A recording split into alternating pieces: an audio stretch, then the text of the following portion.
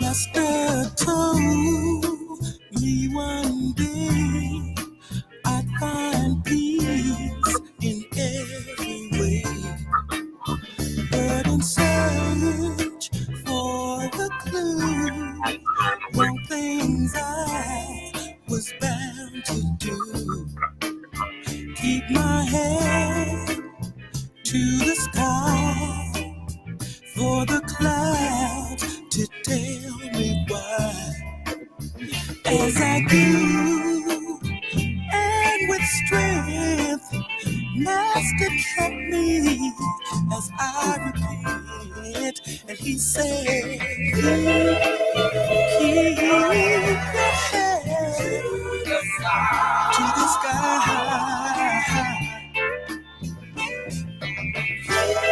Keep your head to the sky. He gave me the will to be free, purpose to live is reality. Hey, and I found myself never alone. Chances came to make me strong, to step right up and be a man.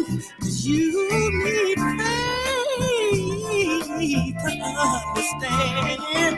So we're saying for you to hear, keep your head and face atmosphere. Ooh, keep your head to the sky, so the clouds,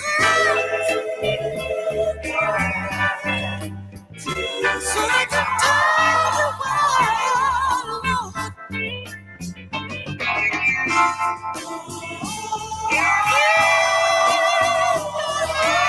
To the sky.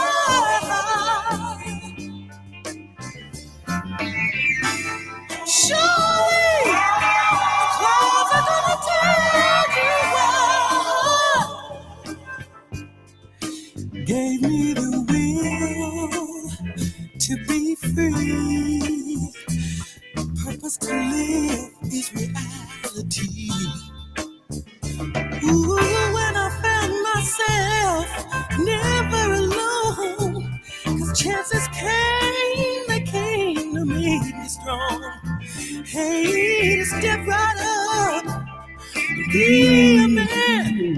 Ooh, you need faith to understand. Also, we're just saying for you to hear, keep your head and face atmosphere. Keep your head to the sky.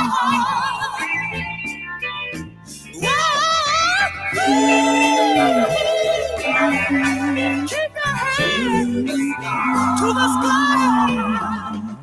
Don't walk around with your head down.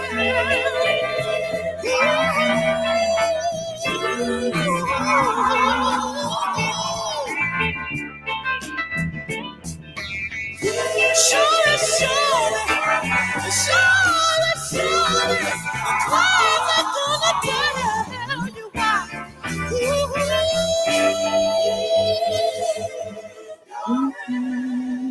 To the sky. Grandest, my beautiful people. How y'all doing? How y'all doing? We're gonna play one more, let a few people get in. I want to hear a few beats this morning, so let's get to it. We right after this.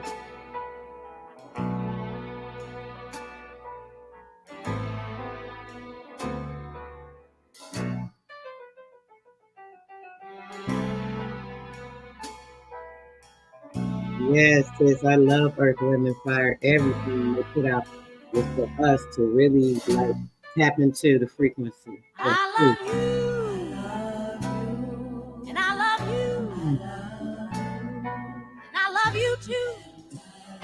Baby, will you call me the moment mm, you mm, get mm, there?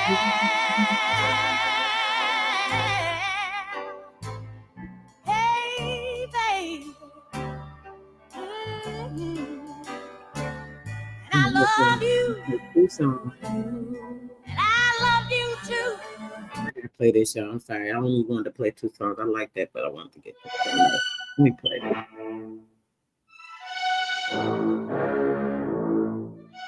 A little upbeat. Love Aretha, but that was starting to bring me a for true.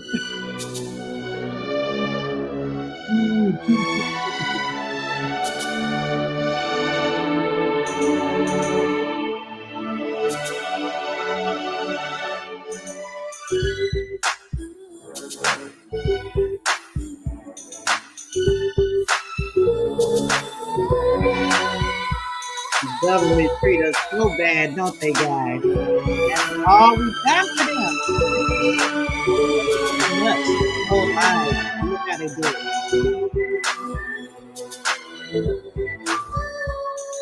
Like the stepchild that you never should have. Pretty stepchild.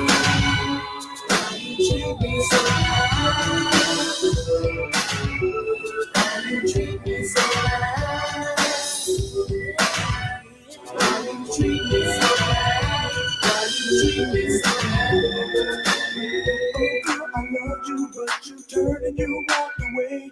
I will love you for tomorrow. Yeah, I know I do today. You told me that you never hurt me. Girl, you just tore my life apart. Ah, Tell me, coming in baby, with the why'd you do friendship it? Won't you treaty. bring me Oh, back my mm. heart? I tried to Try to understand help it, them out. baby. I What they searched my do? heart Stab us in inside the my back. mind. I searched the depths of my whole soul, baby. There was nothing there to find. You told me that you'd never leave me. Girl, you just went and told a lie. Tell me, baby, why'd you do it? Why'd you make me wanna cry? Why you treat me so bad?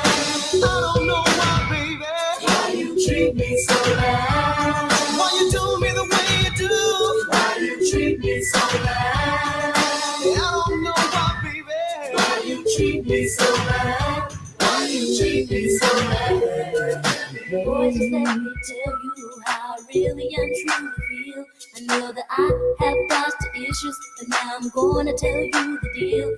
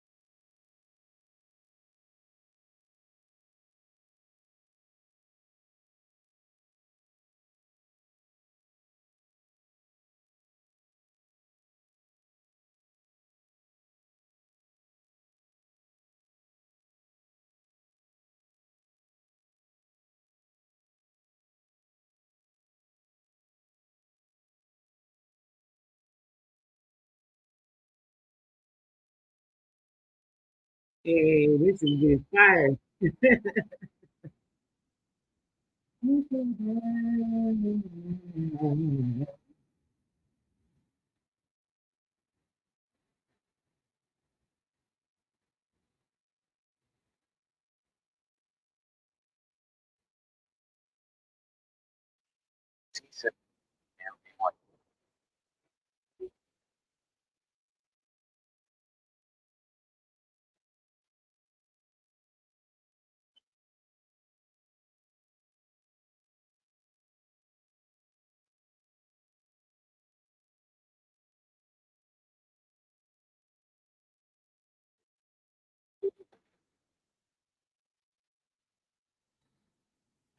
Fire, fire, fire, fire beat. I used to love that song. We're gonna get right into it, y'all. Y'all already know we don't have time to play around. So let's get right to the information. We're gonna get back into what we were on yesterday. Continue it, and then I'm actually gonna get into the information we should have gotten into yesterday. We did go into the articles of incorporation. You guys were able to see that. Anyone that didn't come in, please go back and look at last night's programming.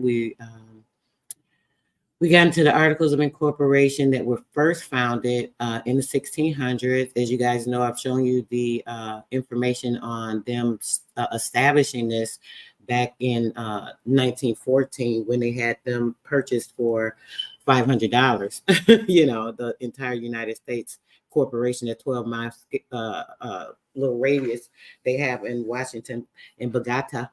You feel me? So yeah, let's get into it. Let's just start right now with this information because I want to try to get as much info as I can into this session. So let's go. Peace and bliss to everyone that comes in. I hope you guys have a great day.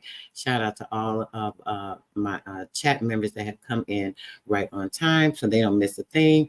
Suzanne, Dee Dee, Priscilla, Nichelle, all my faithfuls that always be on it and don't miss nothing.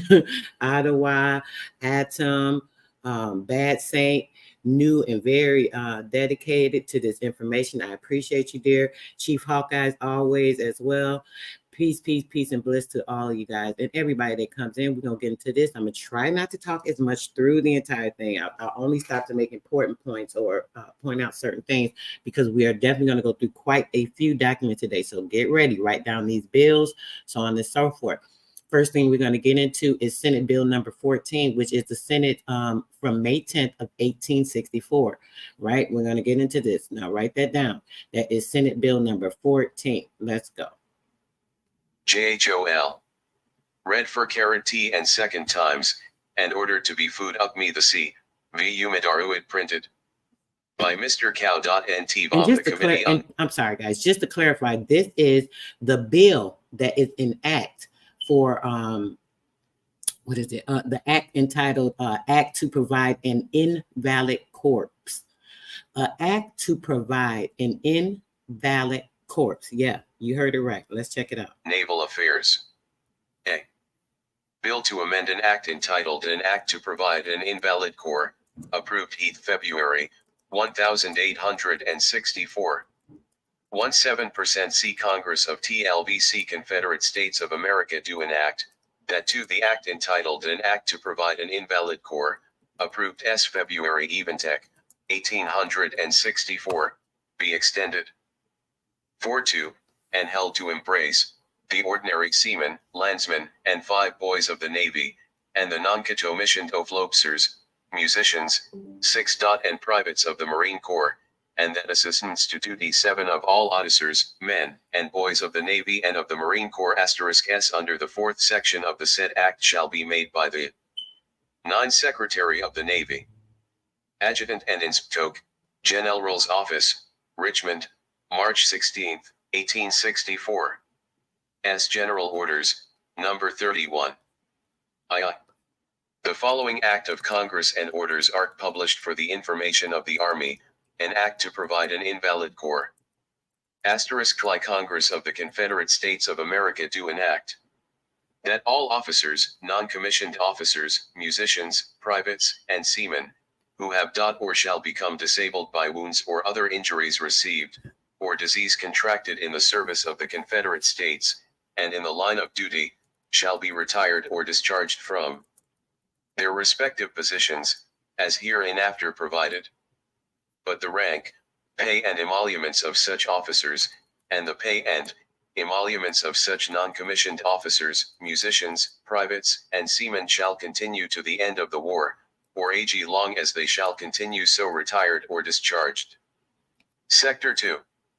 That all persons claiming the benefits of this act shall present themselves for examination to one of the medical examining boards now established by law. Upon the certificate of such board that such permanent disability exists, such persons shall be retired or discharged as aforesaid. Sector 3. That all persons retired or discharged as aforesaid shall periodically, and at least once in 6 months, present themselves to one of said boards for further examination, uxter regulations to be prescribed by the Secretary of War, the result of which examination shall be reported by such board to the said Secretary. And if any such person shall fail so to report himself to such board, whenever he shall be required so to do, he shall be dropped from said retired at discharged list, and become liable to conscription, on day * the terms of the law, ui caret less such failure shall be caused by physical disability. Seconds I.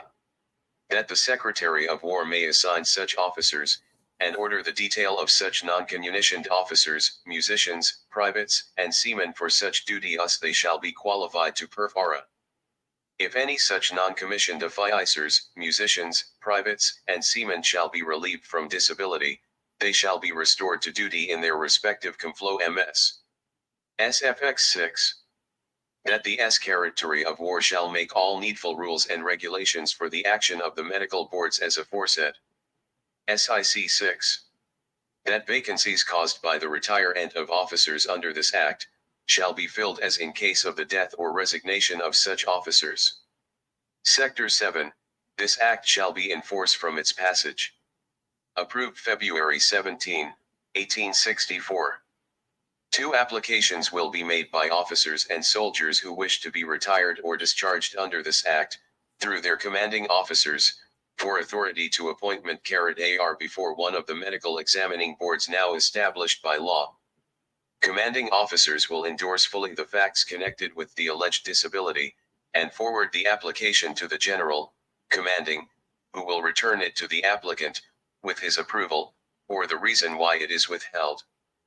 The endorsement will be the authority to the board, which will be composed of 3 medical officers, for the examination of the applicant. Hold on. 3 if the application be retired, JJ rotating an invalid core. If the application be disapproved, the board may nevertheless Wait a proceed minute, I'm with the sorry. I examination. shouldn't have passed that part. The endorsement will be the commanding officers will endorse My bad. fully the facts connected with the alleged disability, and forward the application to the general, commanding, who will return it to the applicant, with his approval, or the reason why it is withheld. The endorsement will be the authority to the board, which will be composed of 3 medical officers, for the examination of the applicant. 3 if the application be approved by the commanding general, and the board find the soldier permanently disabled by wounds or other injuries received, or disease contracted in the service, it will retire the soldier, and forward to the adjutant and inspector. Mind you, they have the sons and daughters of these men, right? They have organizations, the sons of, the daughters of. We'll get into that later, not today, because it's not that important. But keep in mind, they have funding and everything, trust set up for these so-called children of these people. You know, the sons and daughters of the fathers and all this other nonsense. But yeah. General, the original application and certificates, or if the board find a soldier totally unfit for duty in any department of service, he may, if he prefer it, be discharged upon certificates of disability, under the regulations and usages of the service, as before the enactment of the law. JJ rotating an invalid core. If the application be disapproved, the board may nevertheless proceed with the examination. If they find the applicant permanently disabled, from either of the causes stated in the act, they will not retire him, but forward the original application and their certificate to the Surgeon General, for final action at this office. A corresponding course will be pursued when the applicants are officers. Paragraph, Okay. It'll be reported by the medical examining board. And proper enrolled true. Hold on, guys. I'm trying to get to this other page. 12 officers of the quartermaster's department will issue necessary clothing. Okay, let's start 53. here. 14. When the soldier shall be returned JIO his command, his disability for company commander, Okay. or, if K. Tlongsto the non-commissioned staff, to the adjutant of his regiment or battalion. 15. J. He following C forms will be observed. Army of the Confederate States. Medical certificate to retire invalid officer Carrot, under Act of Congress approved February 17, 1864, of the regiment, V. Brigade, having appeared before the board for examination. I do hereby certify here state whether the officer is permanently disabled, and cannot perform duty in any branch of the military service, with the full description of the wound, injury, or disease, and the disabling effects, and that it vast deceived or contracted are in the service of the Confederate States, in the line of duty.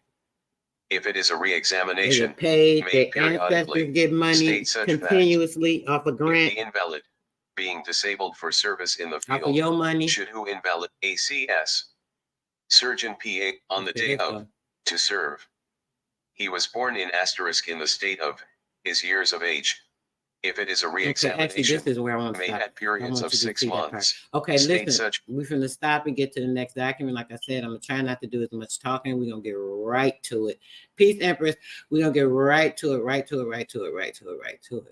Okay, hold on.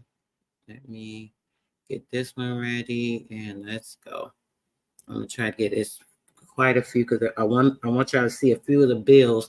Once we go through a couple of these bills and important, y'all see how they tie in, then we can get into a couple of the books in relation to everything as well. Okay, so let's go. OUIL of REPBBSSHTATITRI.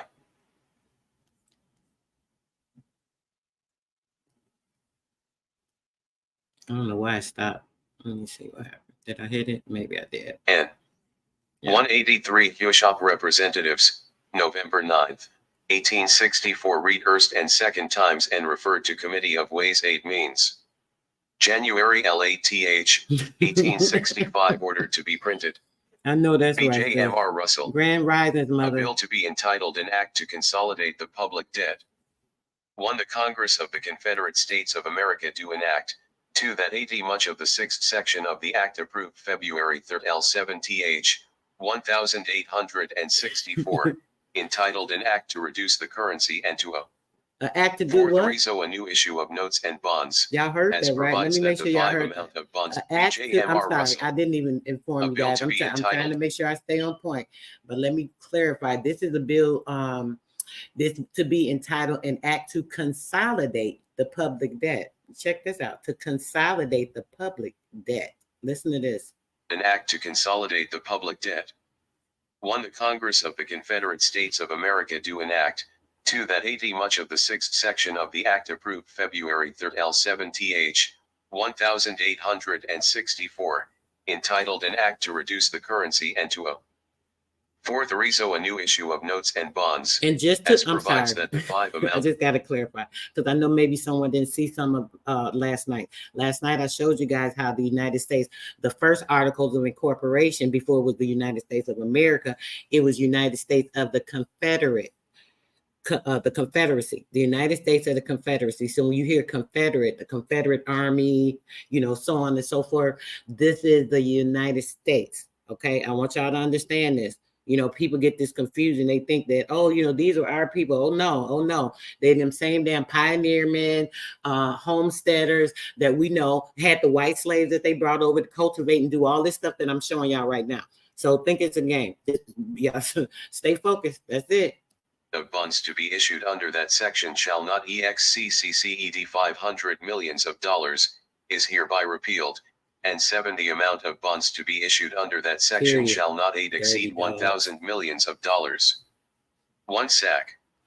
2. An amount of the bonds aforesaid not exceeding 200 millions of dollars. 200 millions of dollars. 3 million so authorized, may be issued for the purpose of making for the exchange be hereinafter authorized to be made.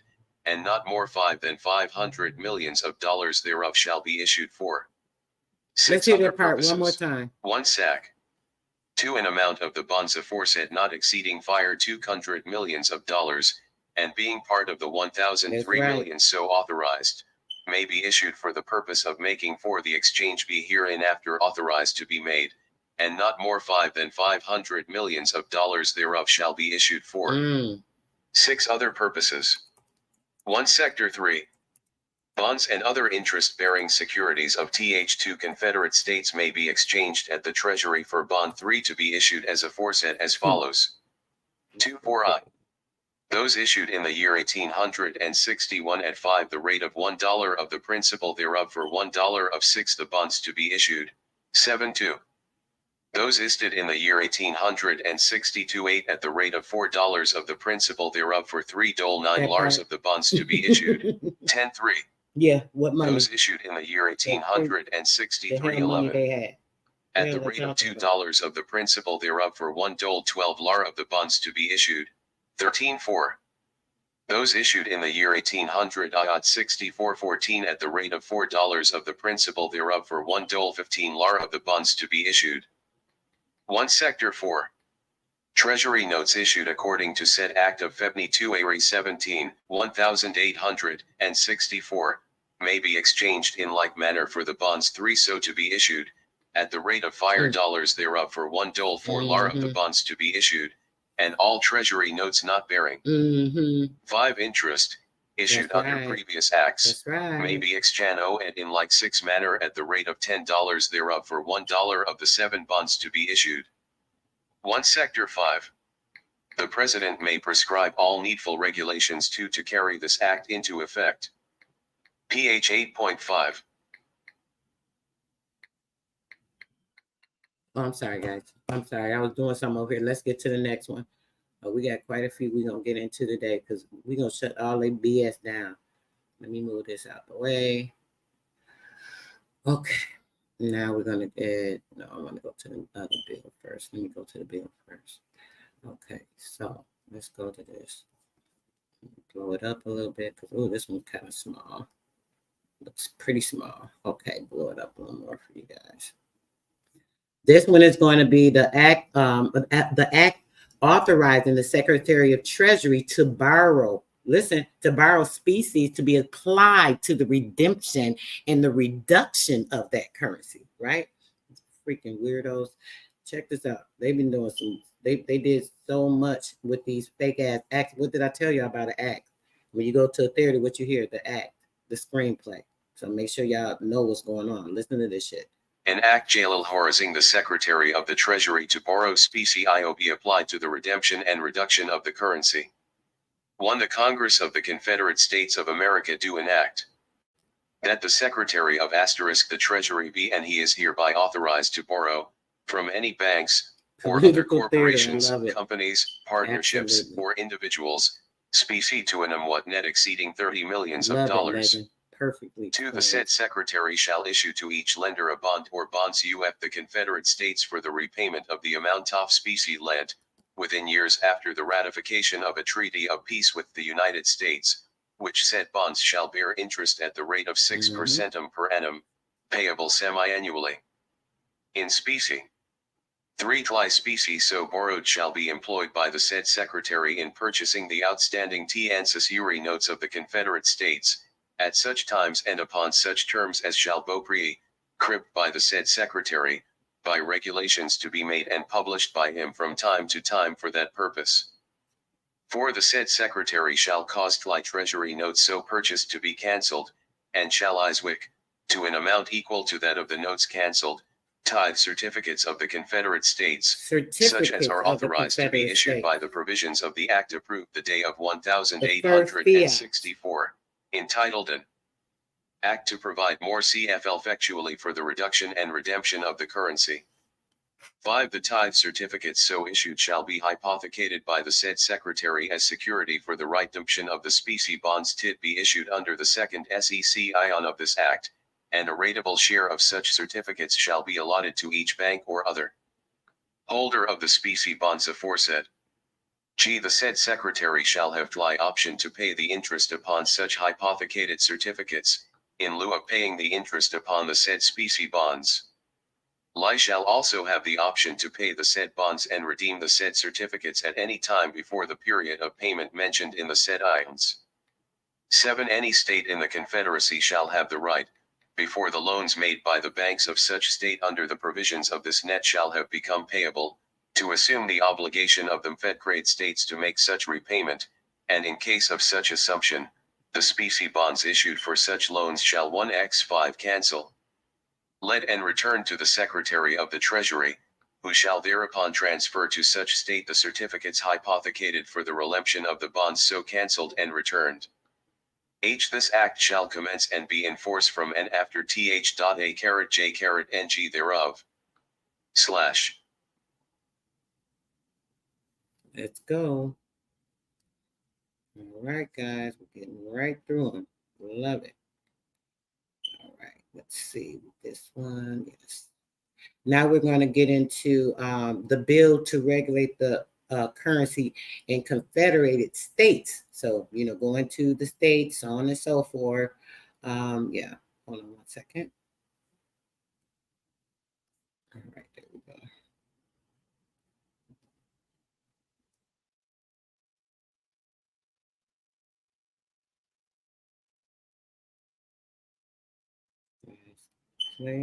House of Representatives secret session. House of Representatives, January 15th, 18G4 laid on the table and ordered to be printed by Mr. 1 Keston. A bill to regulate the currency. 1 Section 1. The Congress of the Confederate States of America do 3 enact, that from and after the passage of this act, the present 3 issue of Treasury notes shall cease. 1 Sector 2. That the outstanding Treasury notes be fundable into the bonds hereinafter provided for, at any time prior to the 15th day of June next, at the rate of $8 in notes for $4 in bonds, and until the 15th day of August ensuing, at the 5 rate of $10 in note for $1 in bonds. 1 Sector 3. That the Treasury notes outstanding on the 15th day 2 of August, 1864, Treasury note shall be redeemable 2 years after the ratification of a treaty of peace, but shall be receivable in payment of for all public dues except export duties. 1 Sector 4. That the Secretary of the Treasury shall cause a new 2 issue of millions of 6% coupon bonds, PIA 3 BLC in 20 years, based upon export and import duties, and 4 other leading sources of revenue, sufficient to pay the interest on 5 said bonds. Okay. 1 Sector 5.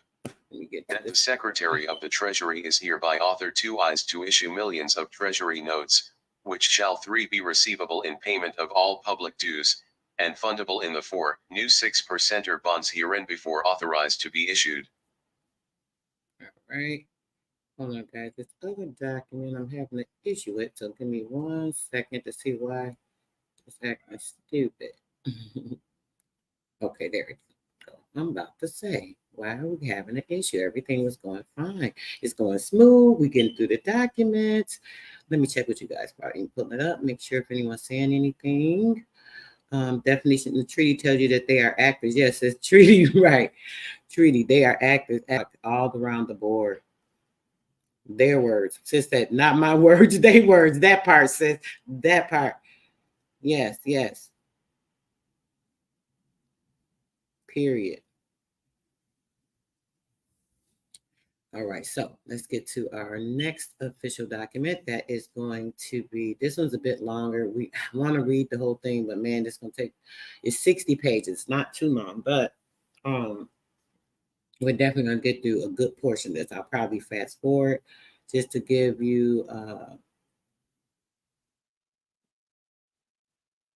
okay, a full idea. Okay, hold on. All right, here we go. StreamYard, get me to the right. Okay. All right, we're going to start right here. Official. It is sharing, right? Documents. Carolina, Chairman, Gillian C. Verplank. No, it's not. of New York, John Gilmore, of Pennsylvania, Walter H. Overton, of Louisiana, Foot Henry W. White, of Massachusetts, Ralph 1. Ingersoll, of Connecticut. This their official Hashtag Alexander document. Their Smith, official of document. Virginia, made the following report. The Committee of Ways and Means, to WHPNK was referred somewhat of the message of the President, as relates to the Bank of the United States, beg leave to report, that they have bestowed upon the subject all the attention demanded bv its intrinsic importance, and now respectfully submit the result of their deliberations to the consideration of the House. There are few subjects, having reference to the policy of an established government, so vitally connected with the health of the body politic, or in which the pecuniary interests of society are so extensively and deeply involved. Leviathan. No one of the attributes of sovereignty carries with it a more solemn responsibility, or calls in requisition a higher degree of wisdom, than the power of regulating the common currency, and thus fixing the general standard of value for a great commercial community, composed of confederated states. Such being, in the opinion of the committee, the high and delicate trust exclusively committed to Congress by the federal Constitution, they have proceeded to discharge the duty assigned to them with a corresponding sense of its magnitude and difficulty. The most simple and obvious analysis of the subject, as it is presented i.e. the message of the President, exhibits the following questions for the decision of the national legislature. 1. Has Congress the constitutional power to incorporate a bank such as that of the United States? J2. Is it expedient to establish and maintain such an institution? 3. Is it expedient to establish a national bank, founded upon IHE credit of the government and its revenues?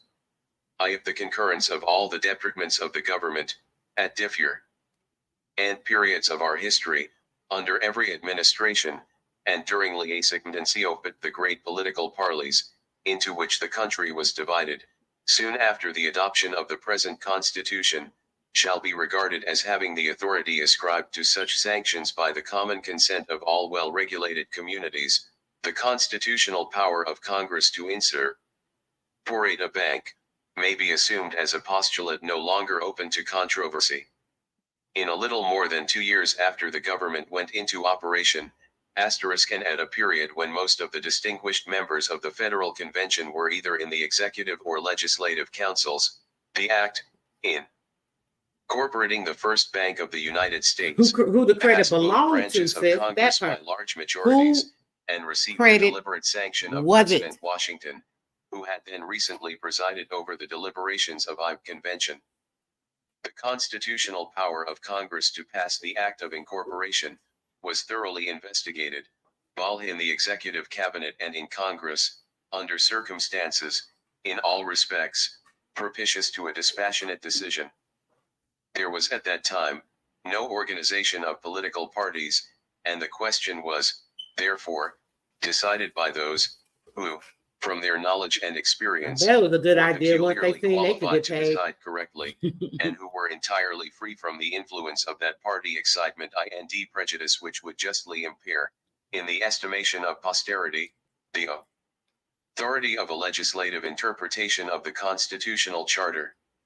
No persons can be more competent to give a just construction to the Constitution than those who had a principal agency in framing it, and no administration can claim a more perfect exemption from all those influences which, sometimes, pervert the judgments, even of the most wise and patriotic, than the character of the father of his country, during the first term of his service. Such were the circumstances, under which all the branches of the national legislature solemnly determined that the power of creating a national bank was vested in Congress by the Constitution. The bank thus created continued its operations for 20 years, the period for which its charter was granted, during which time public and private credit were raised from a prostrate to a very elevated condition, and the finances of the NA** were placed upon the most solid foundation. When the Sharia expired, in 1811, Congress refused to renew it, principally owing, as the committee believed, to the then existing state of political parties. Soon after the bank was chartered, the two great parties that have since divided the country, began to assume an organized existence. Mr. Jefferson and M.R. Madison, the former in the executive cabinet, and the latter in Congress, had been opposed to the establishment of the bank, on constitutional grounds, and being PHCED at the head of the party most unfavorable to the extension of the powers of the government. By implication, the bank question came to be regarded as, in some degree, the test of political principle. When Mr. Jefferson came into power, upon the strong tide of a great political revolution, the odium of the Alien and Sedition laws was, in par-C communicated to the Bank of the United States, and, although he gave his official sanctity to an ACL creating a new branch of that institution, at New Orleans, and to another to punish the counterfeiting of its bills, yet, when the question of renewing the charter came before Congress, it was discussed as a party question. And, though some of the most distinguished Republicans, including Mr. Gallatin, then Secretary of IHE Treasury, and Mr. Crawford, then a member of the Senate, were decidedly in favor of the renewal, sustaining the measure by able arguments, the votes in both branches of Congress were distinctly marked as party votes. At no time, since the commencement of the government, has there existed a more violent party excitement than that which marked the period under review. Was the period of the embargo, non-intercourse, and other commercial restrictions. When the undiscriminating opposition of the leaders of the federal party to * the measures adopted by the administration, to vindicate our rights against British aggression, had caused the great majority of the American people to view these leaders as the apologists of a nation, a heady regarded in the light of a public enemy. When to these circumstances we add, that the stock of the bank was principally held by British subjects, and Americans of the unpopular party, the House will readily perceive how great were the national and party prejudices, which must have been arrayed against the proposition to renew its charter. It was stated by Mr. Clay, in a speech delivered in the Senate, that 7/10 of the stock belonged to British subjects, and that certain English noblemen, and a late Lord Chancellor, were among the very largest of the stockholders. With all these difficulties to encounter. Real quick, guys, I want to take a minute to acknowledge the people that sent the cash out and reminded me to put the little thing up. I said, I'm not going to keep begging or mentioning for people to support, where they feel with their heart. And look at there. You see how things work out? I tell you, when I listen to my ancestors, never a problem. I already got let me see. Let me find the little thing, guys. Hold on a minute. People to support, and I can people supported. I seen last night after I got off. Sometimes I'm not paying attention. I happen to just be looking through and I see it. So I do appreciate you guys so much for the support as always. Seriously. It is so appreciated. So I'm trying to open the thing now before we continue. I definitely want to appreciate Marvin. Chief Hawk, thank you, Chief Hawk. I appreciate your cash app. So appreciated, brother. Jessica yesterday sent a cash app. I didn't get a chance to acknowledge her. Reina Dioros also sent the cash app. Thank you so much, sis. It's so appreciated, like truly. And make sure if I didn't miss anyone else. I think the last live I did see something. Marcella Forrest sent the cash app. I appreciate you so much, sis. It is appreciated. And I think it was another person. Priscilla is Isis Star. Thank you, sis. I appreciate you. And Randy James, another one of my great supporters. He sent the cash app as well. Also Aretha Wright. Thank you, Aretha Wright. I'm going back, guys. So this is from like the last couple of lives I did because I really don't be in this phone like that unless I'm using it for info. So so I went back a few about 2 weeks, and those were in another one from Priscilla. So I appreciate you guys so much. I wanted to make sure that I shouted you out and acknowledge you guys for giving me the support that I really appreciate. You guys are so appreciated and loved. All right, y'all, let's go. The proposition for renewing the charter was lost only by the casting vote of the President of the Senate, and by a majority of a single vote in the House of Representatives. In less than 3 years after the expiration of the charter, the war with Great Britain having taken place in the meantime, the circulating medium became so disordered, the public finances so deranged, and the public Thank you, credit sis. so impaired, that the enlightened patriot, M.R. Dallas, who then F voided over plus the Treasury Department, with the sanction of Mr. Madison, and, as it is believed, every It's a member of the star. cabinet Thank you, sis. recommended to Sorry, Congress Priscilla. the establishment of a national bank, as the only measure by which the public credit could be revived, and the fiscal resources of the governed Priscilla is a star. I men know redeemed that's from right, a ruinous and otherwise incurable embarrassment, and, such had been the impressive lesson taught, by a very brief, but fatal experience, that the very institution, which had been so recently denounced, and rejected by the Republican Party, being now recommended by a Republican administration, was carried through both branches of Congress, as a Republican measure, by an overwhelming majority of the Republican Party. It is true that Mr. Madison did not approve and sign the bill which passed the two houses, because it was not such a bill as had been recommended by the Secretary of the Treasury, and because the bank it proposed to create was not calculated, in the opinion of the President, to relieve the necessities of the country. But he premised his objections to the measure, by waiving the question of the constitutional authority of the legislature to establish an incorporated bank, as being precluded, in his opinion, by repeated recognitions, under varied circumstances, of the validity of such an institution in acts of the legislative, executive, and judicial branches of the government, accompanied by indications, in different modes, of a concurrence tf the general will of the nation. Another bill was immediately introduced, and would, in all probability, have become a law, had not the news of peace, by doing away the pressure of the emergency, induced Congress to suspend further proceedings on the subject, until the ensuing session. At the commencement of that session, M.R.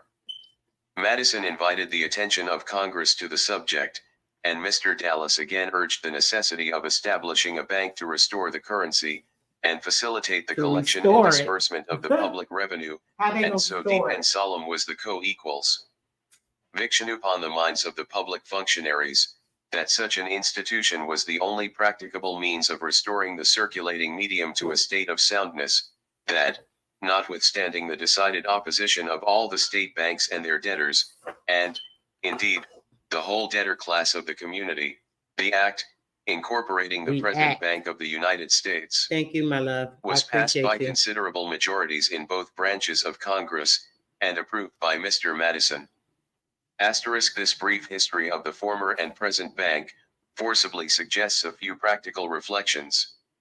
It is to be remarked, in the first place, that, since the adoption of the Constitution, a bank has existed under the authority of the federal government, for 33 out of 40 years, during which time, public and private credit have been maintained at an elevation fully equal to what has existed in any nation in the world, whereas, in the too short intervals, during which no national bank existed, public and private credit were greatly impaired, and in the latter instance, the fiscal operations of the government were almost entirely arrested. Okay, real quick. I just got something. This was from yesterday, but it reminded me when looking at it. The Indian course, guys. When I say the Indian course, all that's just the title I put. Just to clarify, it's going over all the information, everything I'm talking about with these banks and the Treasury and all that stuff. It's going to be information in relations to that. Getting in with the records on your particular tribe, so on and so forth, and the documents as to who to reach out to and how to get your stuff started. As long as you have your information, so on and so forth, you'll definitely be able to do that. Along with some other things I'll be adding. You know, I always do something extra. So we'll be doing that. That's going to be 3 days from now. So I have a few people. Actually, let me add this person. I have a few people, and we're going to just go from there. So, yeah, let's go.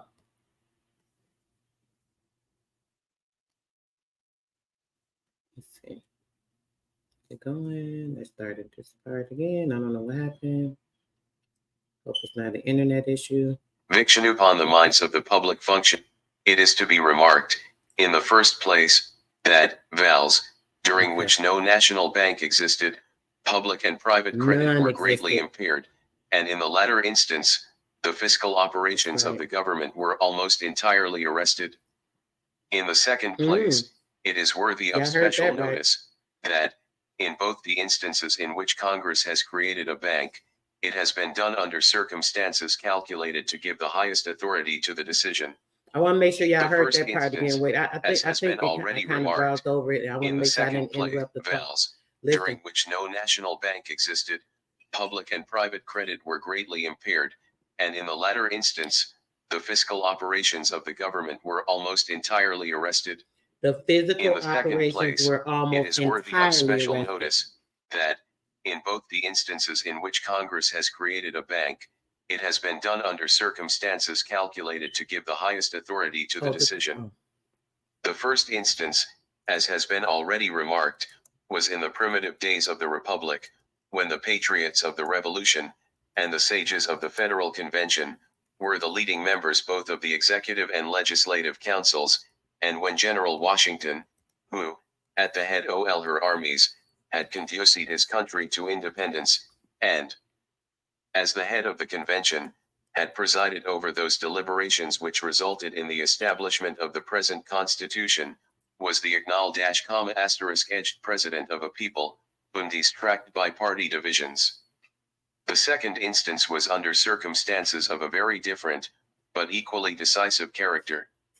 We find the very party which had so recently defeated the proposition to renew the charter of the old bank, severely schooled both by adversity and experience, magnanimously sacrificing the pride of consistency, and the prejudices of party, at the shrine of patriotism. It may be said without disparagement, that an assembly of higher talent and purer patriotism has never existed since the days of the Revolution, than the Congress by which the present bank was incorporated.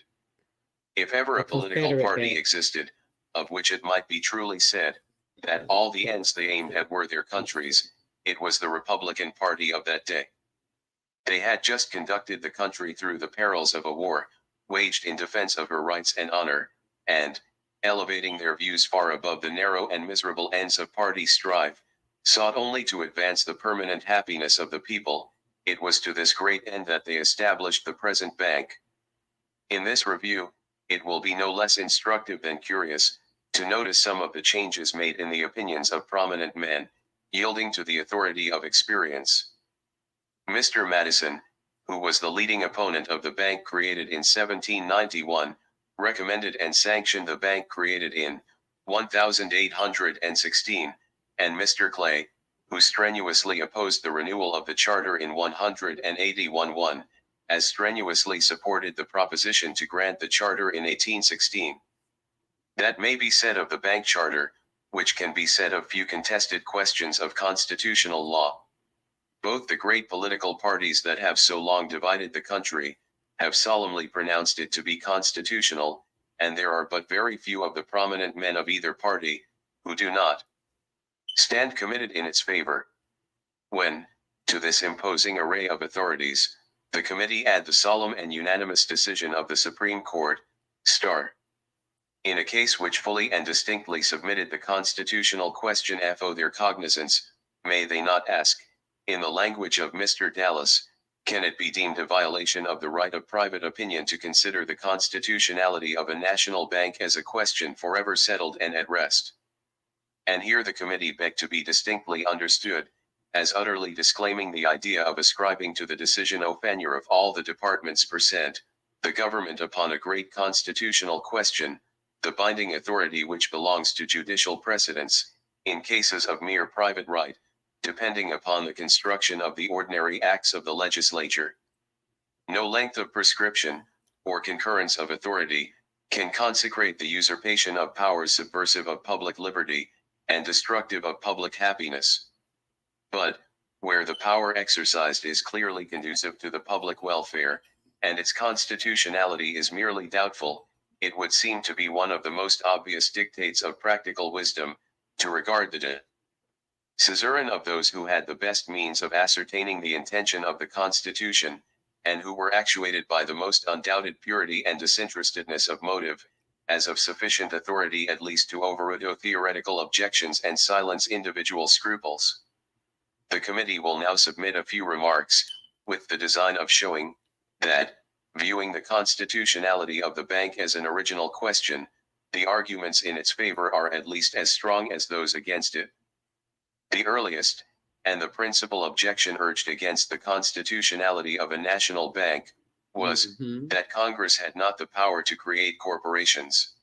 But they that did. Congress has a distinct and substantive they power to did. create corporations, without reference to the objects entrusted to its jurisdiction, is a proposition which never has been maintained, within the knowledge of the committee, but that any one of the powers expressly conferred upon Congress is subject to the limitation that it shall not be carried into effect by the agency of a corporation, is a proposition which cannot be maintained, in the opinion of the committee.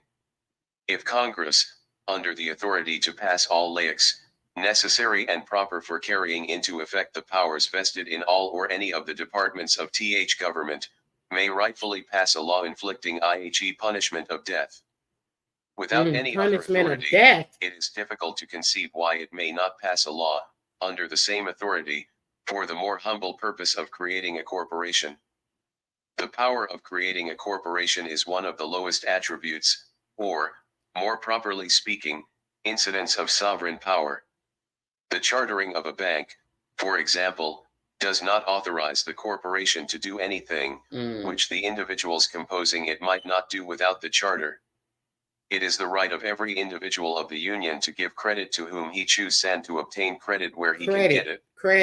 It is not the policy of any commercial country to restrict the free circulation of credit. I'm going to say it 1,000 times. Credit.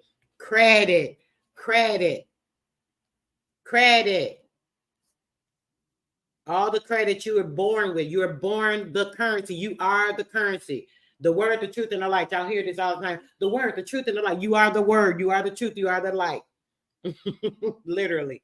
The only living, walking currency. You are a living, walking bank, and you don't even know it.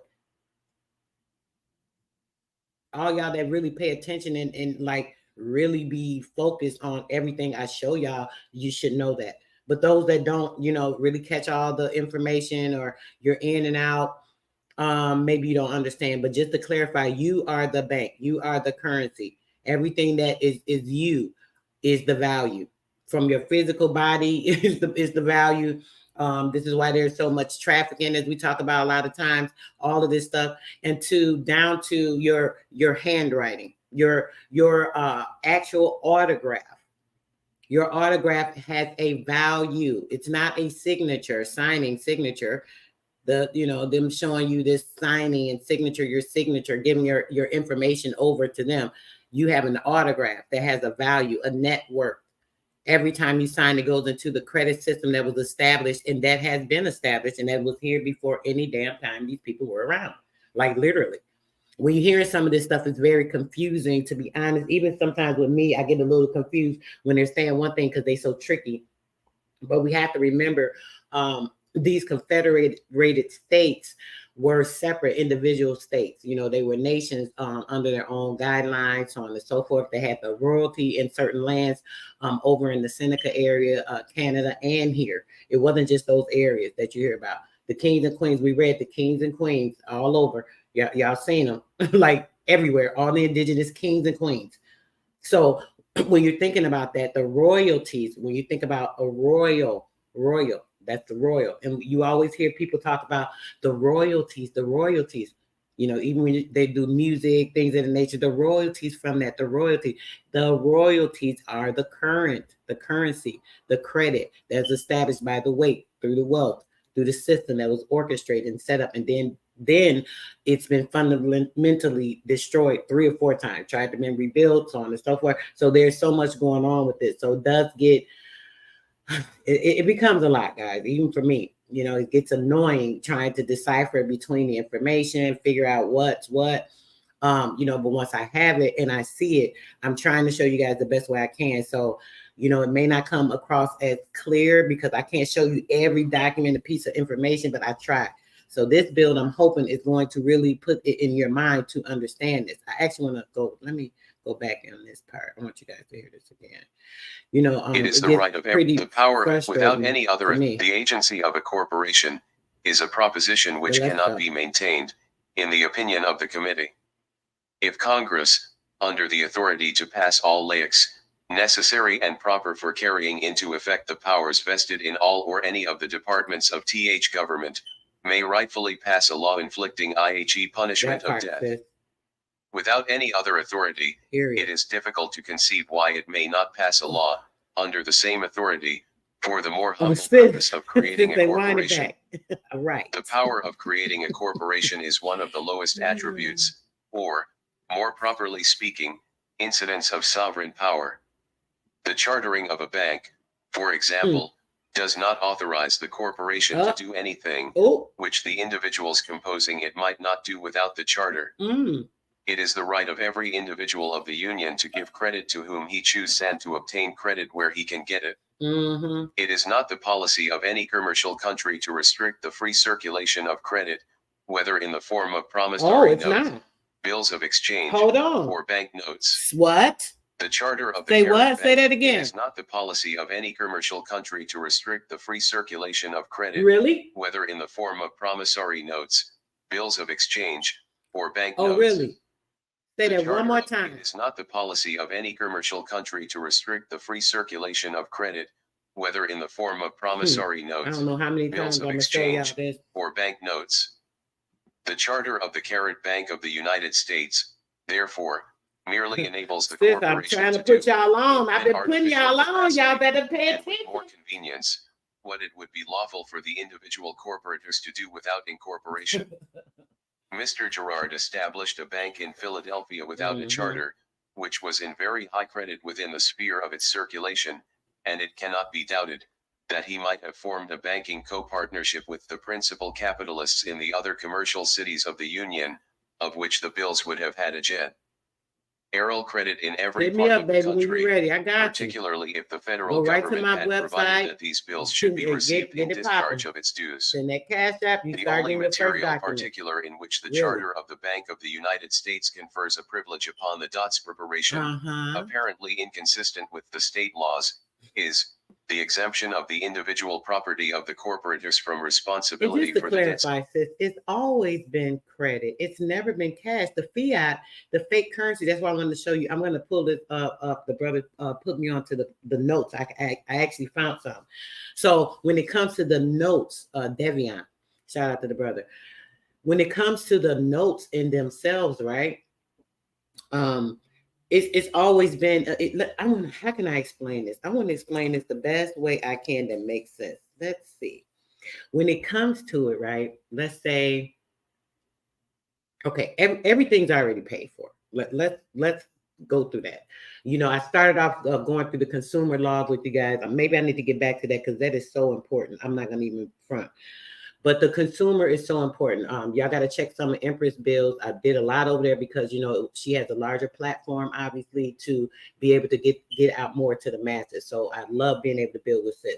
So when it comes to that, right, the consumer stuff I've been talking to you guys or started talking to you guys about with this law stuff is so important when it relates to the credit. So on the side of that, when it comes to that, what it means basically is that everything is paid for, okay? Like literally everything is already paid for. Shit, it's no cost. If it's there, it's there. Let's just keep that in mind. So everything is already paid for. So what happens is when you go to purchase something or you buy something, you're investing in that company. So I go to, let's say Walmart, because everybody has Walmarts. I go to Walmart and I take this fake debt note.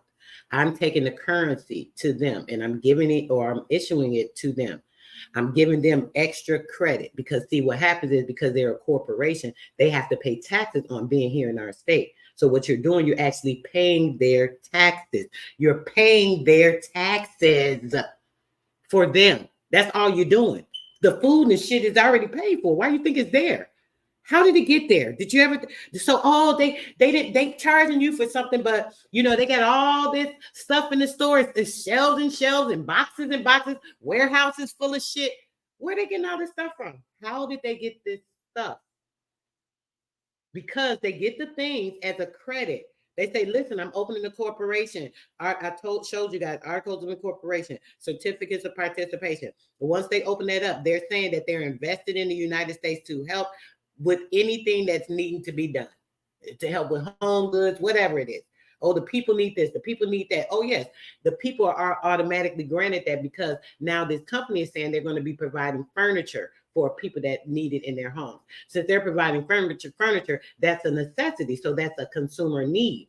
Since it's a need, now the credits of the consumer will go into that company. They go to the state, say they go to the state of Texas. And they say, I'm opening my company here in Texas. Oh, so there's so many people in this particular county where you're opening this business at. So because you're opening that, the estimated amount of things they may need is 4 beds in this household, such and such. So there's a value in that. So we're going to give you the credit for those people so you can provide those items for them. So they set up, they get the credit, they set the shit up. Once they set it up, now they got a store. You coming in there working for them, buying their shit. That's already paid for, been paid for. Man, this shit is so crazy. It's so redundant and ignorant the way that this, yes, sis, shout out to you, sis. The way that this stuff goes is so disgusting. Like, period. It makes me sick to my stomach. But let's finish playing this. Y'all get the gist. We can't finish this whole thing because I want to get to another few documents. But yeah, let's listen to a little bit more of this because you guys are getting it. Of the corporation. But if the community del Y.2 the bank, knowing that the capital subscribed is alone liable for its D-BTS, no one can complain either of imposition or injury, and, in point of fact, no one ever is complained on that score, or ever will. Absolutely. Sis. The real COM1 asterisk plained against the bank is not. Oh, that yeah. It is not a sufficient basis for its credit, yes, but that its credit to my is point. too Exactly, extensive. darling. I'm sorry. Y'all know I want to talk, but if I see something, I got to. That was my point. I was trying to focus on this. Yes, absolutely. The census allows in that what is it? It's another one. The Nielsen ratings. Because they know the people, they can count the people. Even if you didn't do the census, they can count the people and know who's in the household, so on and so forth. So though the census record allows them to know who's there. So once they know the people that are there, then a person can say, hey, I want to be and rule over these people in this particular state because there's so many people there. And then now that township are going to start getting the funds or the credits. When you hear funds, they talk about credits. They're going to start getting the funds for this. Now that they're getting the funds for it, they allotted that certain amount of money for you. Like I showed you guys that they have to pay for your housing and, all of that. Maybe I need to try and find this. I got this document to really show y'all that. I'd be loving to show y'all the stuff.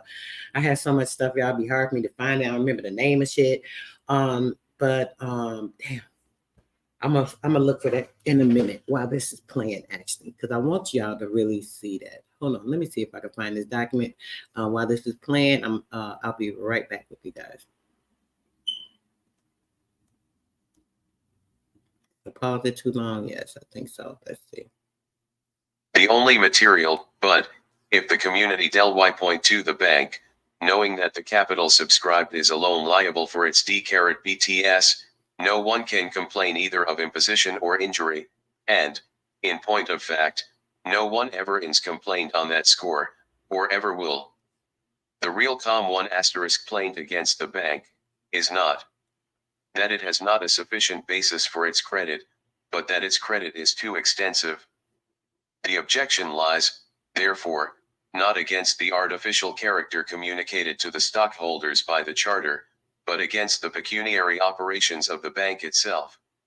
Now, these operations consist in the use of its own capital, a faculty not surely derived from the government, but, in the exercise of which, the government imposes many useful restrictions for the benefit of itself and the community.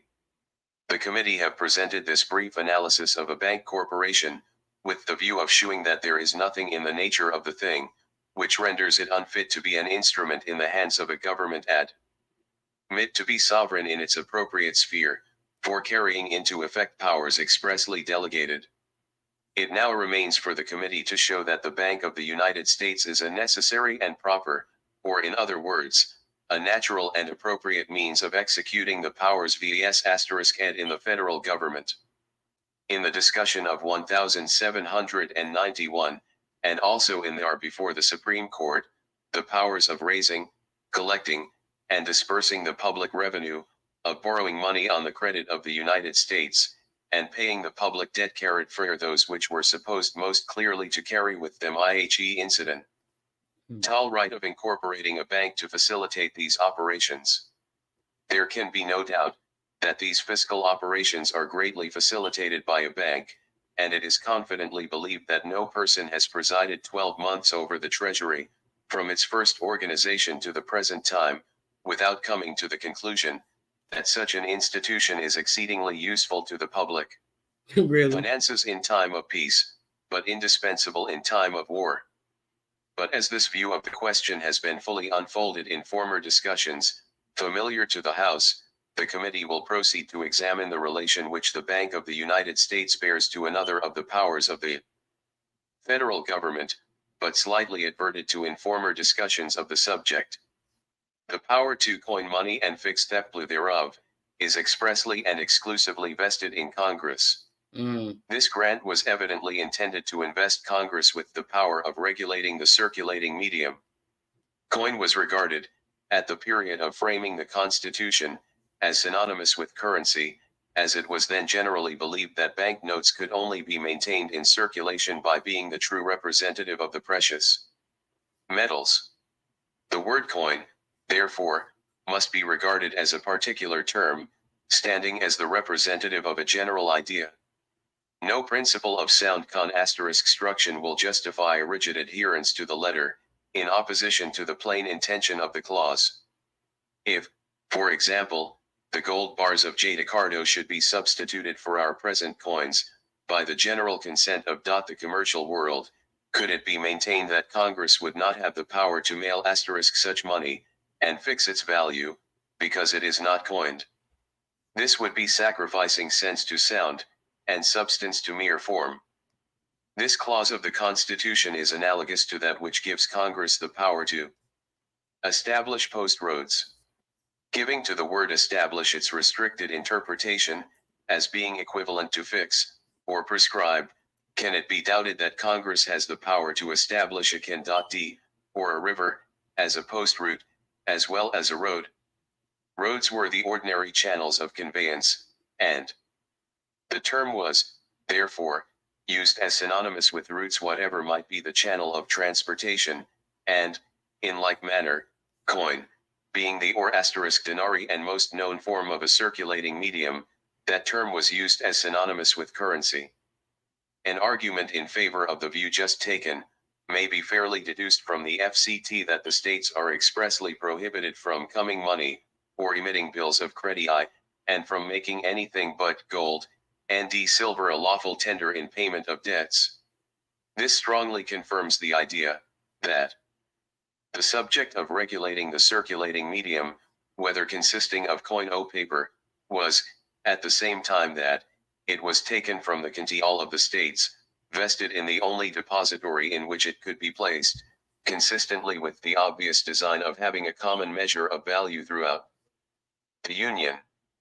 But, even if it should be conceded, that the grant of power to coin money and fix the value thereof, does not, in its terms, give Congress the power of regulating any other than the coined currency of the Union, may not the power of regulating any substituted currency, and especially one which is the professed representative of coin, be fairly claimed as an incidental power as an essential means of carrying into effect the plain intention of the Constitution, in cloddling Congress with the principal power?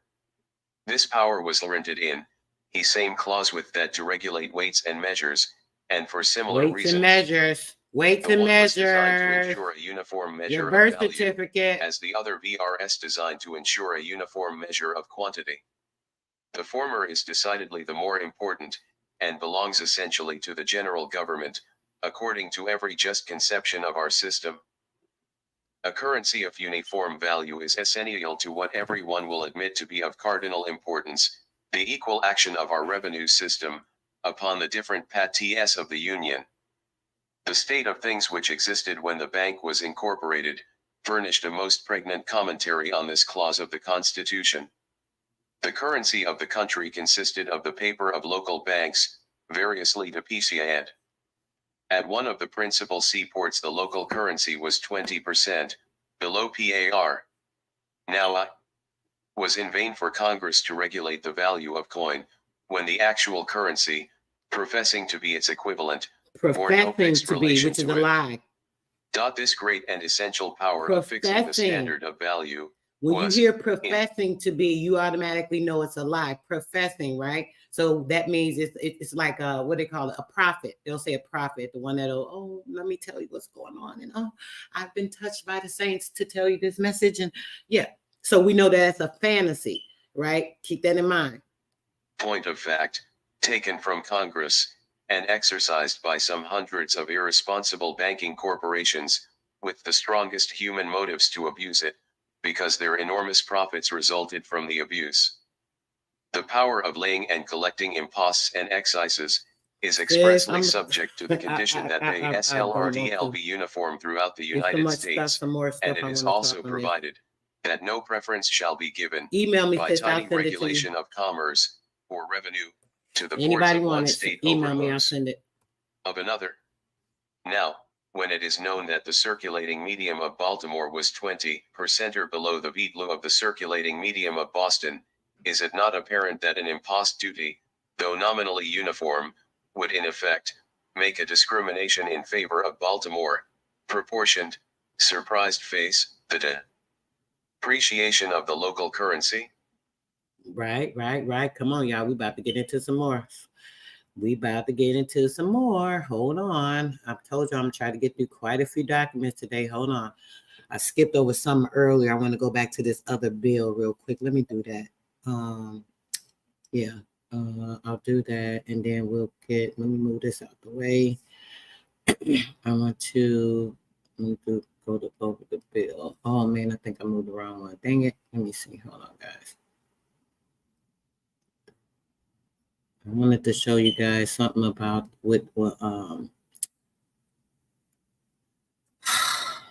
yeah, I'm gonna keep this one open. I'm gonna try to get to this one. If not, hold on, guys. I'm looking for this bill.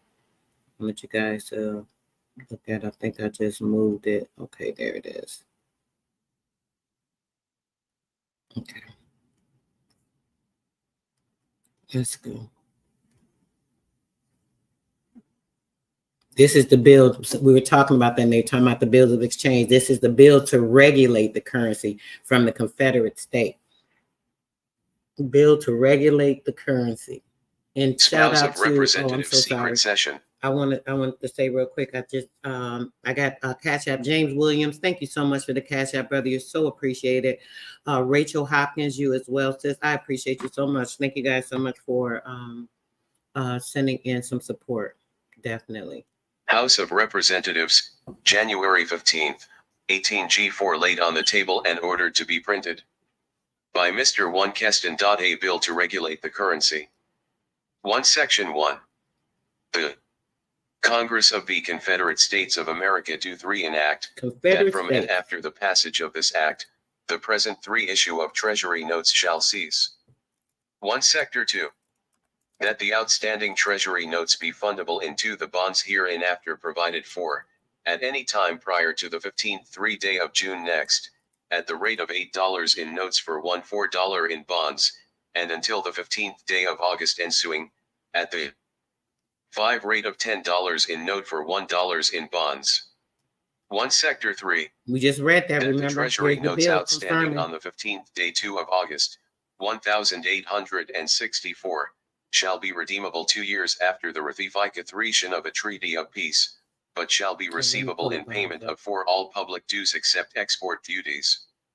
1 Sector 4. That the Secretary of the Treasury shall cause a new 2 issue of millions of 6% coupon bonds, PIA 3 BLC in 20 years, based upon export and import duties, and 4 other leading sources of revenue, sufficient to pay the interest on 5 said bonds.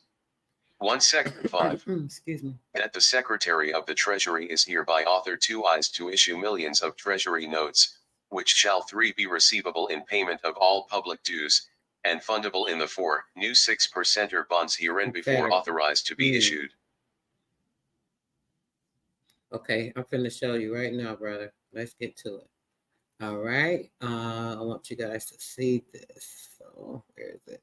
I hate when something pop open and now I can't find it. Okay, there it is. All right, let's go. Here's our next document so we can get a clearer understanding. The Confederate States were the Confederation. I want to show y'all these. Of course, StreamYard, get it together. Get it to damn gather. Okay, let's go. This is the Confederate money of the United States. Look, people always talking about the Confederate. Them was not our people. This is the funding. This is the money that they were using for the Confederate notes. So these are the notes. As we said, people thinking like, oh, fiat is so new. No, fiat was not new. They just changed it out because they changed from the Confederate States of the United States to the United States of America, changing everything to America, using the Amerindian information, dialogues, documents, systems, so on and so forth. But I don't want to get into that too much. But yeah, this is the Confederate States. See, the Confederate States of America. This is their funding, bond money, bonding. Let's read a little bit about that before we get back to this other document, just so you guys can get a little understanding. By the time Abraham Lincoln inaugurated as president of the United States, the USA, in March of 1861. Now, you see, they saying the president of the United States, which is a lie. We know that's a lie because we just read it. It's the Confederate States, right? It was the Confederate States. It was not that. 7 seceding Southern states had already formed the Confederate States of America. They already formed it before they came into bringing it. Political leaders throughout this territory, as well as most of their counterparts in the northern and the border states, believed that any period of fighting to establish the legitimacy of the new Confederate nation would be rather short. Neither of the newly appointed secretaries of the Treasury in the USA, Salmon Portland Chase, or the CSA, Christopher Gustavus Menenberger, expected to have to raise several $billion to prosecute a 4-year-long war. As they approached the task of financially supporting even a short war, both men understood that nations had traditionally used 3 major sources of financing their wars: borrowing money, printing money, and raising money through taxation. From 1861 to 1865, both the USA and the CSA used each of these mechanics, although different in varying proportions. Historical sources differ a bit in the exact percentages of their wartime expenses. These territories raised through various sources. However, the following table incorporates several estimates from scholars using different assumptions about inflation, currency, value, and definitions. Excuse me, guys. The weather is tearing me up today. I'm a little discombobulated, so I'm trying to focus. In many ways, describing these financial activities reveals a tale of two countries financing the Union and borrowing money. That's the banking, borrowing money. When they say money, we know they're talking about credits, debt notes, credits. Prior to 1861, the United States of America relied on tariffs and custom duties for most of its revenue. A strong sense engaging accumulative debt characterizing administrations from Thomas Jefferson to Franklin Pierce. Only in times of war did the federal government resort to selling bonds on notes to bankers, brokers, and their large customers. When James Buchanan became president in March of 1857, James Buchanan became president in March of 57. Let me put this in the chat for you guys, because I think a lot of people don't understand that. They always believe in this George Washington story. Remember, the George Washington story only follows under their reconstruction, fake ass damn story. Keep that in mind. This was definitely the president, okay? The first president, as they see, they're letting you know, right? Grandest to you, Empress. Peace, and bliss, my love. Okay, so yes, keep that in mind. James Buchanan the first president in March of 1857, before any other president, right? The federal debt level was a modest 28 million back then in the 1800s, 28 million. The federal debt. The financial panic that gripped the nation later that year led to a sharp decline in revenue from tariffs and duties and required the Treasury to issue large amounts of bonds and notes to cover the shortfall. President Buchanan also had to rely on borrowing funds to pay for his initiatives involving Cuba and Mormon territory as well as the expansion of the Navy and the Postal Service between 1857 and 1861. So keeping in mind, we know James Buchanan was an indigenous president, right? The Treasury issued more than $142 million worth of bonds and notes. We just read last week. I went over. If you guys didn't find it, make sure you go back and look at the information I shared with you on bonds and bondsmen and their creation thereof, right? The bonds and notes. During those years, the federal government ran a cumulative deficit of more than 76 million. So they just was doing way too much, just getting all these corps in, letting these people come in, setting up stupid ass plantations. They letting these Quakers come in. They letting the pioneers come in. They're letting the frontiersmen come in. Now everybody's coming in. They're setting up shop because now what they're getting bonding, they're getting credit because now they're establishing something. They're establishing the credit. So they're trying to build back up because they went into a deficit, right? So now they're using these other countries in the financial systems that they had so that they can use them to incorporate money and build false debt notes. And they would be able to get these corporations to build their thing up by setting up shop here and then being able to finance the foreign corps that were invested into everything that was going on through the IMF office, so on and so forth. I'm going to go back into all that. You guys have seen enough videos on me talking about that. So now let's finish this real quick because I'm going to get to the other document. I wish this thing could read because I swear y'all, I could barely breathe. My ears stopped up. I hope this is sounding clear and not too discombobulated like it is sounding in my head. I feel like my dissonance is like to the left, then back to the right. Like it's a whole other shit going on. But let's get through it. In February and March of 1861, with secession already in process, the prospects of civil war growing, the Treasury's cash position at a very low level, Congress passed two separate bills authorizing the issuance of $35 million worth of government bonds. The government bonds, right? The government bonds. I want y'all to see the bonds once again. These were the bonds they were issuing out, the government Confederate bonds, right? Remember, we were just reading about it, and they were telling you that they, at once they went into the Federal Reserve, setting up the fiat currency, so on and so forth, then they were able to trade these bonds in. They came in, they were giving 8-to-1 on something. So I think the coinage or something they said was like a 3-to-1 or something. I can't remember exactly, but so on and so forth. Okay, so let's go. Let me get back.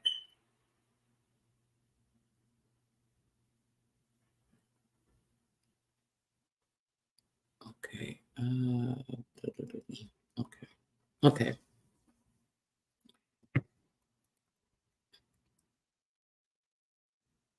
Okay.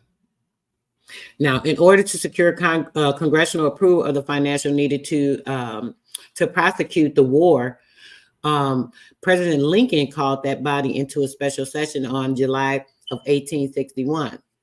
At that time, Treasury Secretary Chase, think about the Chase Bank, Treasury Secretary Chase, suggested raising the unprecedented sum of $320 million to finance the war of rebellion through the combination of the sale of government bonds, $240 million, increase the tariff to $57 million, new taxes or duties, $20 million, and the sale of public lands, $3 million. In response, Congress authorized the sale of $250 million worth of bonds and the imposition of an income tax. Both funding merchant mechanisms provided inadequate, and income tax was not scheduled to be collected until mid-1862. The Secretary Chase was able to negotiate an agreement to sell only $150 million worth of the bonds to a group of banks in New York. They sold the bonds to a group of banks in New York, Boston, and Philadelphia. Chase, Manhattan, I cannot think of the name of these stupid ass banks. Chase Manhattan, New York Mellon, Bank of America, which has changed now. It was something else before. I can't think of the name, but basically Bank of America as well. Wells Fargo, and another one.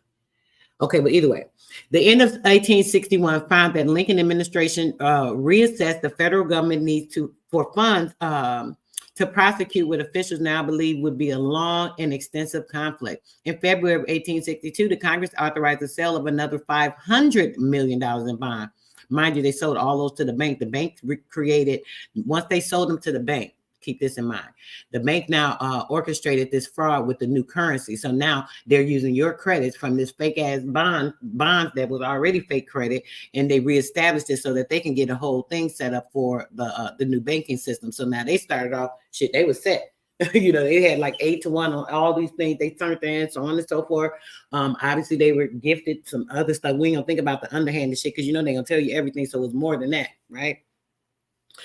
So in February of 1862, the Congress authorized the sale of another $500 million in the bonds, but the Treasury had been having trouble selling its government bonds. The Treasury had been having trouble selling its government bond with a sneaky, disgusting A. In the second half of 1861, the firm of J. Cook and Company, Cook Company, had been quite helpful in distributing the Treasury obligations. So in February of 1862, the Secretary Chase commissioned Cook to distribute the $500 million in newly approved 20-year bonds. During the next 2 years, that firm actually sold more than $511 million in such securities. Hold on, they said securities, bonds confirming. What did I just tell you? Bonds are securities. They are all securities, right? It did so through a new type of bond drive using newspaper advertisements and a network of 2,500 sales agents. Listen, a network of 2,500 sales agents scattered across the country. Mr. Cook wrote editorials suggesting that the purchase of these bonds, some in denominations of as low as $50, was a patriotic act and should be considered by every citizen concerned with the preservation of the Union. His spectacular success in selling these obligations prompted Congress to authorize another $830 million bond issue. Listen at this debt. In early 1865, Cook's firm sold them all by the summer of that year. By the end of the Civil War, the USA had financed about 2/3 of its $3.4 billion in direct costs by selling freaking bonds. And who did those bond security belong to? Damn sure wasn't them. It sure wasn't them. It sure wasn't them, right? Now it comes to them printing new money, okay? On the eve of the Civil War, the USA circulating currency consisted largely of $200 million worth of banknotes issued by more than 1,500 state banks.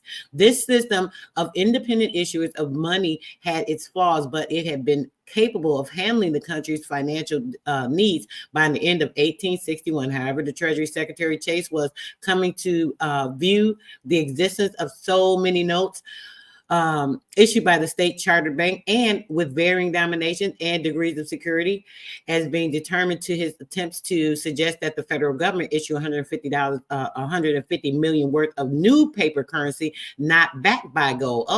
Not backed by gold. Well, shit, it's not gonna have no work. So where are we putting the credits? Where are the credits of this new system since it's not going to be backed by gold? Because the bonding system was all backed by the gold. So now you want to create a paper system that is not backed by gold. The cultivation of fiat fake ass currency, right? More debt notes. But still considered an obligation of the USA, printing on green paper, those greenbacks, the good old greenbacks, when would be convertible into an equal amount of government bonds and considered legal tender for all public and private debts. After 2 months of heated deliberation, Congress approved his plan. The new currency became quite acceptable as fiat money by merchants and consumers alike, bringing you into their game of manipulation and debt, lies. Indeed, in July of 1862, the Congress authorized another 150 million in greenback issues and urged that about 25% of the notes be issued in denominations of $1 to $5. With the war's cost steadily mounting and the government's ability to sell bonds still somewhat constrained, Congress approved the sale of an additional $150 million worth of greenbacks in early 1863. By the end of the war, approximately 450 million worth of this new national currency was circulating throughout the freaking Union. 450 million. Mind you, this is we talking about way back when.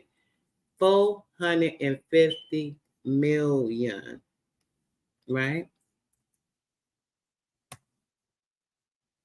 Right. How they do that, bro? It don't work.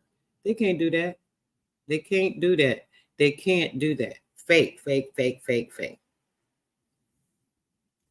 Fake, fake, fake, fake, fake. Utah is Judah. Mormon territory is Utah. All the shit. I mean, like literally, all this is just, oh gosh, I don't even want to get into some of that. But yeah, that's a little off topic, but definitely relatable. Okay, so let's continue because I want to get to this next document real quick. I want you guys to hear a little bit more on this. I didn't want to read the whole thing, but I really have to have you see this and see how how they duping you with this fucking IRS shit, man. This is so sick. Raising taxes.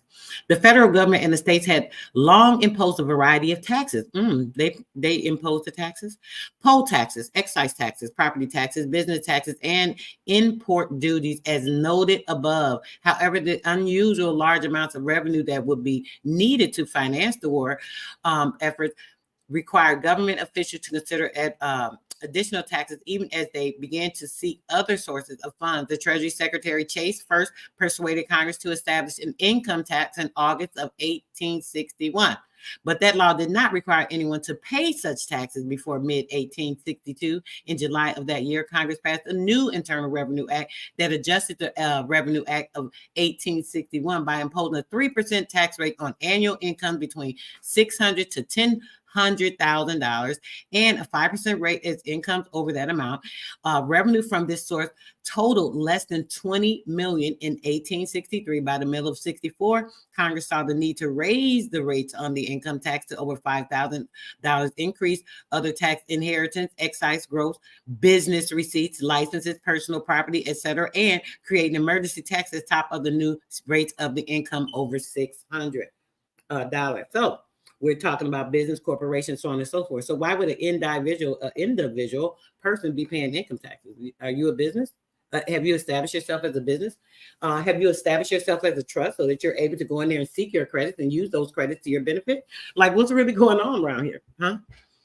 Let's go.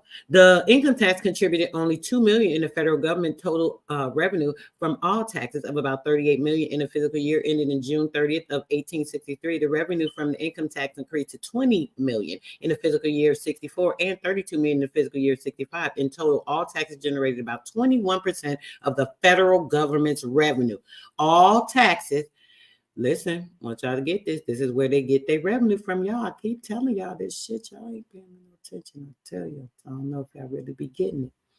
I'm going to put it in the chat for y'all, though. All taxes, when you paying taxes and all this stuff, you are paying them. Just say all fund their board. Yeah. Go to Sunday wars and play their games. They doing a battleship, a game. They showed you the game about it, battleship. That's what that's what it is. It's just more bullshit. Okay, y'all got the gist of this. Let's go. Let's get to this next document because I really want to make sure that we go over a mother load of information today that was in my mind, a plethora, as you would say it, of information. Okay, let's see. Where's this other? Okay. Yeah, I think this is important to read as well. I wanted to go to this next one. I'll try and breeze through some of this and then get to this next document. Or maybe I should go to this one first. Let me see.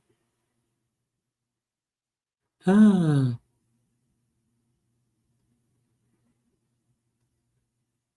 don't think we did that. Yeah, I want to go to the warehouse act. Hold on. Yeah, we'll do this first because I'm just going to read a bit of this and then get to the next one. Let's see. Now I'm confusing the sites. I got to close some of this stuff down. Hold on, guys. I'm sorry about this. I got to close some stuff down. I got so much stuff pulled up. It's ridiculous. And I know I'm not going to ever get to go over everything I want to go with you guys. But hey, I'll be trying to pull up things just in case I can get through a little bit more. I try not to talk as much as you guys know. So let's see. Let me close this. I got to close a few windows, guys, because I'm getting so, I'm already not doing too great with my dissonance still. I want to make sure that I am staying on point and things are making sense. I'm not mixing things up. So hold on a second. I think I need to go here. So I think we're where we need to be, guys, in just a second. I just want to verify. I should start with this one. Ugh. Okay, yeah. We need to pull this up too. Okay, hold on 1 second, guys. We're about ready. Let me start this one and then, it's okay. I'll just go back to this other one after, just so you guys aren't waiting. Hold on 1 second. All right. Since we were doing that. All right, let's go. This is also on the national debt, taxation, currency, and banking system. Let's go. I want y'all to get it right from the report of the Secretary of Treasury.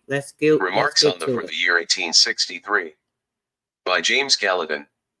I magnitude of the cational disbursements, the annual report of the Secretary of the Treasury, dated December 1863, embraces statements of debt and disbursement far surpassing in magnitude the financial transactions of any nation, for the same period, in modern times. Only in the traditions of the anti-historic era do we find a parallel to the stupendous volume of national expenditure now witnessed at Washington. The nearest approach to it during the present era is recorded by M.R.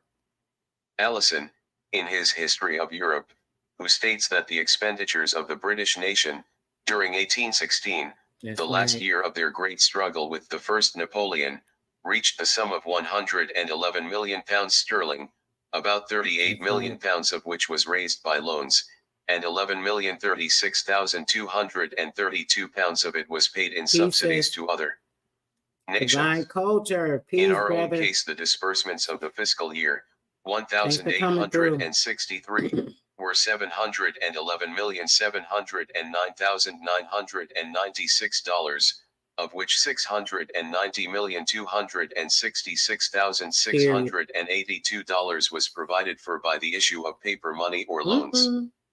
The estimates for 1,864 amount to $761,816,088, of which $544,978,648 is to be provided for by loans.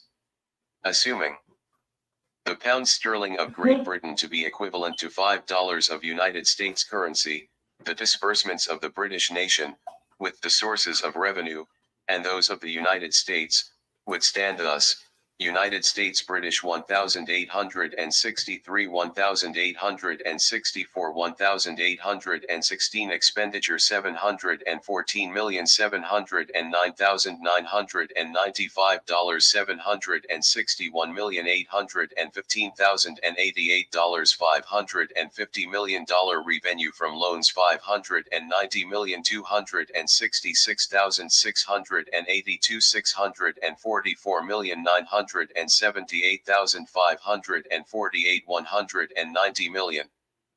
Taxes, and C$124,443,313 $206,836,540 $360 million. Sums nearly as large as these have probably appeared in the statements of the rebel authorities at Eichmann for 1863, but if they have not, and if by any chance the chiefs of the rebellion should ever publish a statement for the year 1864, our figures will probably be far surpassed in amount.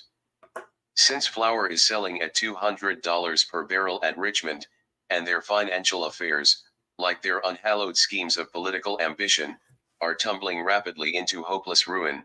That madness which precedes destruction continues to hurry them on to an ignominious fate. Paper money has proved to be the winding sheet of the once formidable American rebellion of the 19th century. If we are wise, we shall profit by the folly of the insurgent chieftains in their reliance upon paper money. Our great and glorious country needs no such quackery in finance to sustain this holy struggle for the preservation of the Union.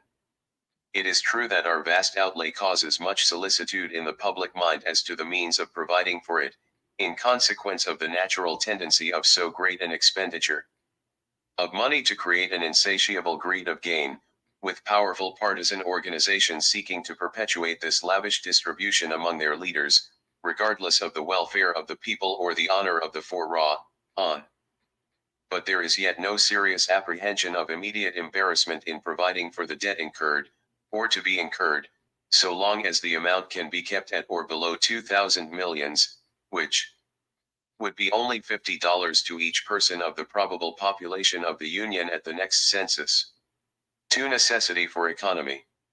To economize our treasure by the election to office of honest, intelligent, skillful, and patriotic statesmen is our duty at all times, but in a time like the present this duty becomes of paramount importance, and it cannot be too often impressed upon the minds of the people, whose toil and industry will be heavily taxed for a generation or more to come, to provide the money to pay the interest and the principal of our growing debt. We have now to assume new bird hens. As a free people, our principles of self-government are about to experience a new test, and a severe one, in the assumption, management, and liquidation of a great national debt, one of the most fruitful sources of corruption in a body politic, whatever may be the form of government. Next to the economy of human life, in conducting the war, it should be the aim of government and people to secure economy of wealth by the application of the most judicious systems of taxation, expenditure, funding, banking, and currency, for it is more emphatically true of our own than of any former age, that success in war, as well as the maintenance of national existence, depends very much upon the financial resources of the people. 3. Our sources of wealth. Happily for us, this crisis in our national career came upon us, providentially, in the midst of a progressive development of material wealth, such as no people could have hoped to enjoy. Blessed with the natural resources of a continent extending through the temperate and into the torrid zone, and fronting on the two great oceans of the globe, having an active population, we skilled in all the industrial pursuits distinguishing modern civilization, receiving constant accessions of enterprising people from Europe, the agricultural and mineral wealth of the country yielding easily their vast stores to the willing hands of honest labor. It was only requisite that, with firm reliance upon the favor of heaven, we should possess that unflagging patriotism which could brave all dangers and suffering in defense of our cherished nationality. 1 million and more of brave men have volunteered to prove with their lifeblood that we do possess this patriotism. Victory is now perched upon our banners, and in a few months more we may hope to see the end of the most wicked rebellion known among mankind. But no amount of resources, however enormous, can be made available for the support of a nation's existence, if waste, and extravagance, and incompetency be permitted to direct the affairs of state, for a public man, without skill in his department, robs the people and commits treason to the nation as effectually as if he were in the ranks of the enemy. By occupying a position in which ignorance of duty becomes a crime against the life of his country. 4. Necessity for skill in the government. Exchange steel powers entrusted to the Treasury Department. It has now become a personal matter with every man how the government shall be administered, for we shall no longer witness, during this generation at least, that comparative exemption from taxes which has hitherto been the boast of our country.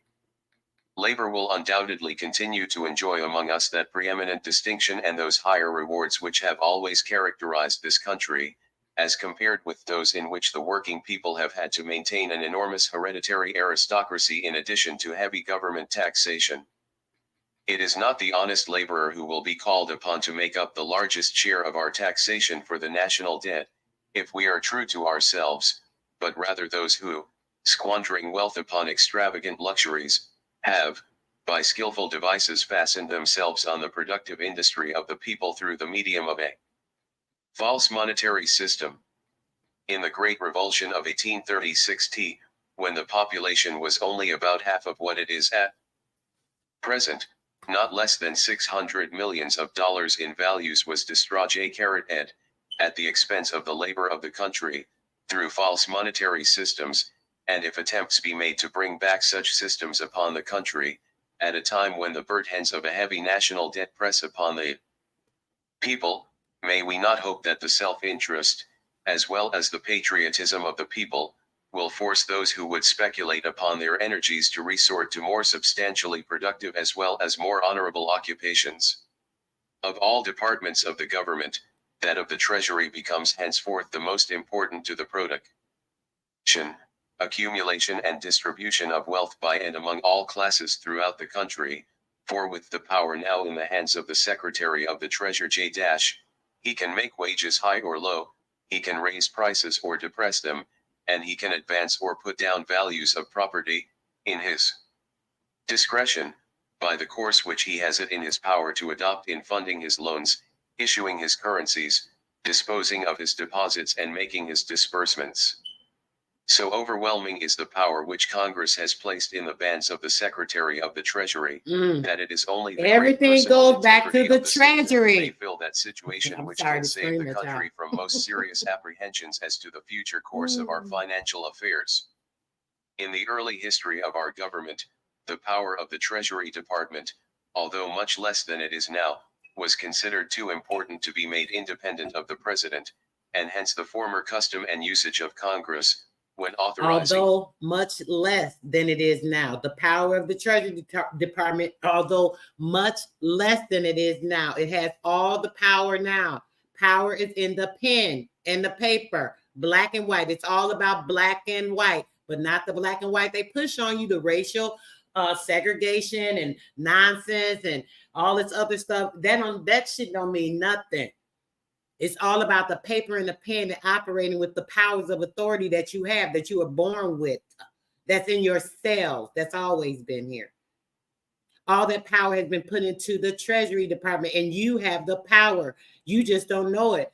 Every other company and corporation that you're working with or working for, they know your power. They're using it through the Treasury. Loans, to confer the authority upon the President of the United States, and to require his approval of all the powers entrusted to the Treasury Department. The first act, changing this degree of policy, was that of July 17, 1861, and in all recent acts of Congress the power of making loans has been taken from the President and given to the Secretary of the Treasury alone. In his present report the Secretary has referred to further powers and unlimited power to receive deposits, and the power, under the name of Abiv, to issue legal tender currency to meet such deposits, which would make him even more thoroughly the arbiter of the wages of labor and the prices of property of all descriptions than he is at present, if that were possible. The nature and extent of this deposit system, and reserve of issues to work it, will be explained more fully under another head. It is mentioned here only to illustrate the great and unusual powers already, or proposed to be, conferred upon the Secretary, and which, in the hands of a citizen less distinguished for his private virtues, would be considered more than exceptional. V. The Secretary's theories, their dangers. He is probably deceiving himself with honest intentions. Admitting the undoubted integrity of the Secretary of the Treasury, it may yet be possible that he is deceiving himself with false theories of money, currency, banking, taxation, and funding, and this seems the more probable from the unusual mistakes into which, as he partly states in his report, he has already been led. He mentions the case of internal revenue, which has fallen so far below the estimates he was led to entertain last year. Another, which he does not allude to, was the extent to which he could issue fractional currency, and which fell so enormously below his expectations.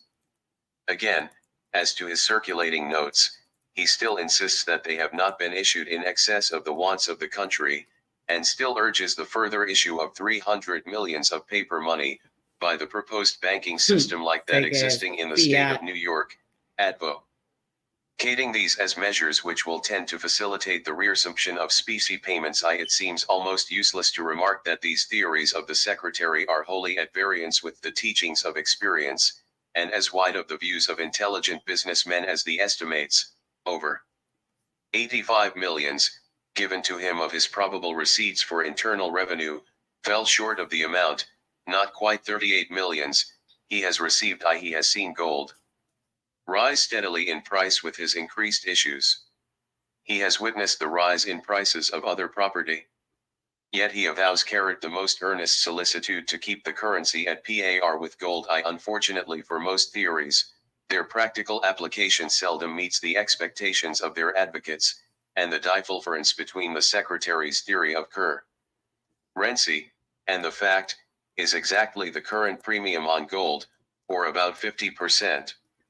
It is related of the celebrated John Law, whose paper money theories overwhelmed the French people in frightful calamities during the last century, that he was himself so thoroughly deceived by his own theories. Yet when he fled from the exasperated populace of Paris, escaping the missiles which smashed the windows of the carriage he had quitted, he was not able to save from his princely estates more than enough to pay his traveling expenses, and became in his exile an object of charity. Mr. Chase, while advocating a further issue of 300 millions of banknotes by his proposed new banks, says of the banknotes now in circulation, were these banknotes withdrawn from use, it is believed that much of the now very considerable difference between coin and United States notes would disappear. This is clearly mistaking a secondary cause for a primary one, and on no subject is the human mind so prone to mistake secondary for primary causes than on this subject of circulating medium.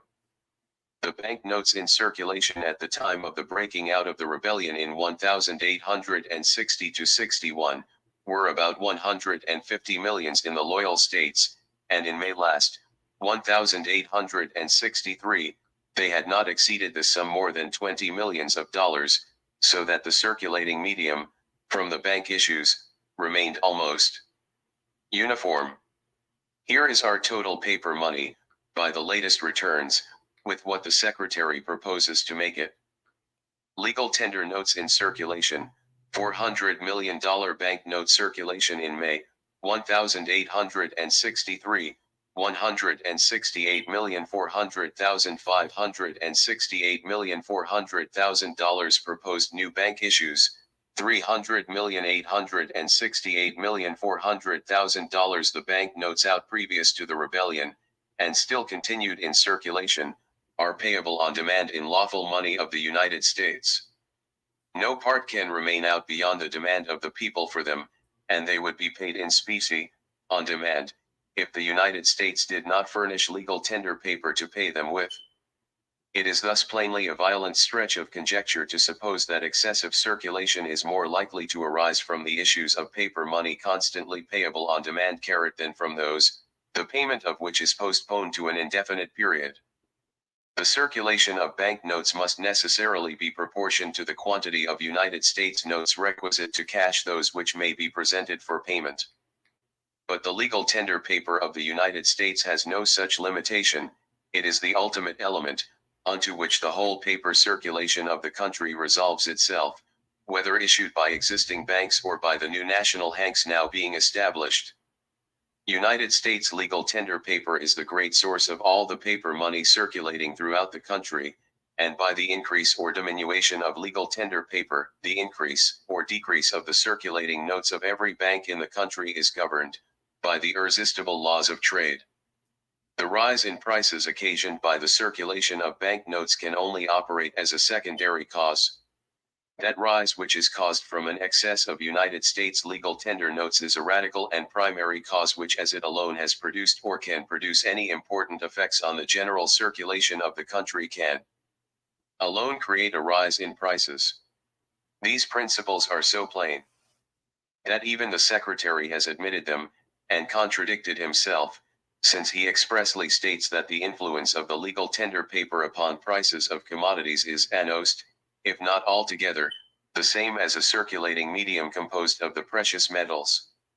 He says, It is an error to suppose that the increase of prices is attributable wholly or in very large measure to the circulation United States legal tender notes. Had it been possible to borrow coin enough, and fast enough, for the disbursements of the war, almost if not altogether the same For effects the on prices would disbursement have been of the wrought. war, all If, about the therefore, money. the same effects on prices would have been wrought by the disbursement of coin, which every person admits would have produced a rise in prices. How is it an error to suppose that the increase of prices is attributable wholly or in very large measure to the legal tender notes, which were employed to take the place of coin? Such are the mazes of contradiction in which theories of paper money constantly entangle their devotees. In his theory of banking, and in his plans for enforcing uniformity in the paper circulation throughout the country, he is equally unfortunate. But before entering upon these topics, it seems proper to glance at the suggestion which he has made, as to the comparative influence of paper money and coin upon prices, in connection with the present volume of legal tender notes, which he seems determined to keep in circulation, rather than fund them, he having as it is understood during the past months issued a considerable amount from the reserve, that had been kept in hand to meet the deposits which the people had lodged in the sub-treasuries. VL enormous in array of paper money, and rise in prices. The Secretary's plans for increasing it still more by new bank issues, and treasury deposits, with unlimited power of issuing legal tender paper. The increase of the circulating medium of the country, within 2 years, to the enormous extent of 400 millions, or 420 millions, of legal tender paper, could only have been effected by the abandonment of the principle of cash payments at the Treasury, which ever since the establishment of the asterisk sub-treasury system has been considered the cornerstone of American credit.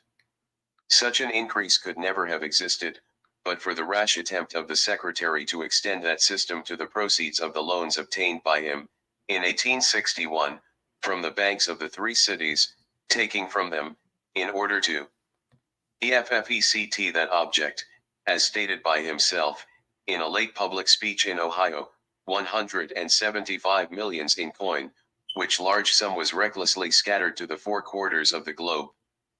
The necessary consequence of such an increase of the circulating medium, resulting from the suspension of cash payments at the Treasury, is that general rise in prices which all feel and deplore.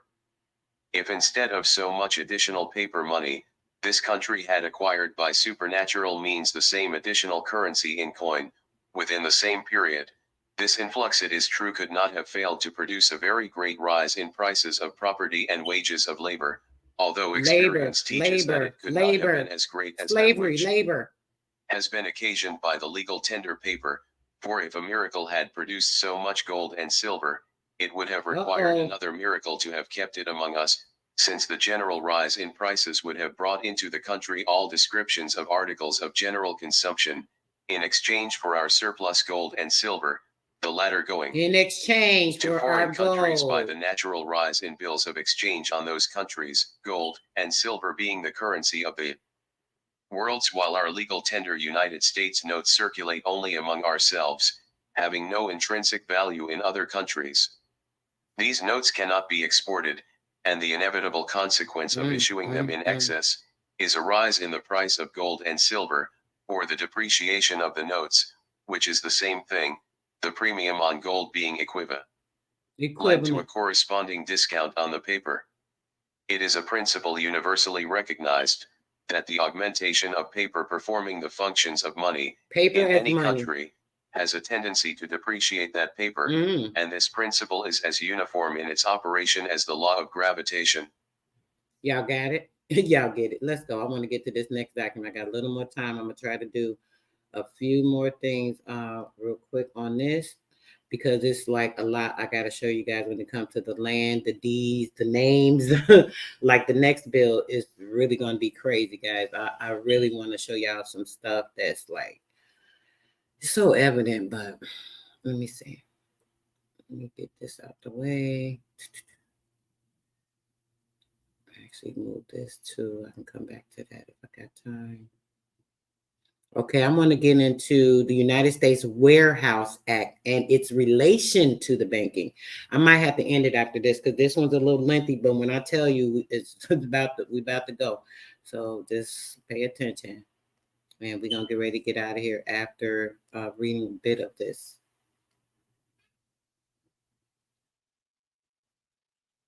United States Department of Ag. 3. I do so without any Wait, I wanna go apologies here. or explanations because 3 in charge, Okay. Administration UAIE Warehouse Act.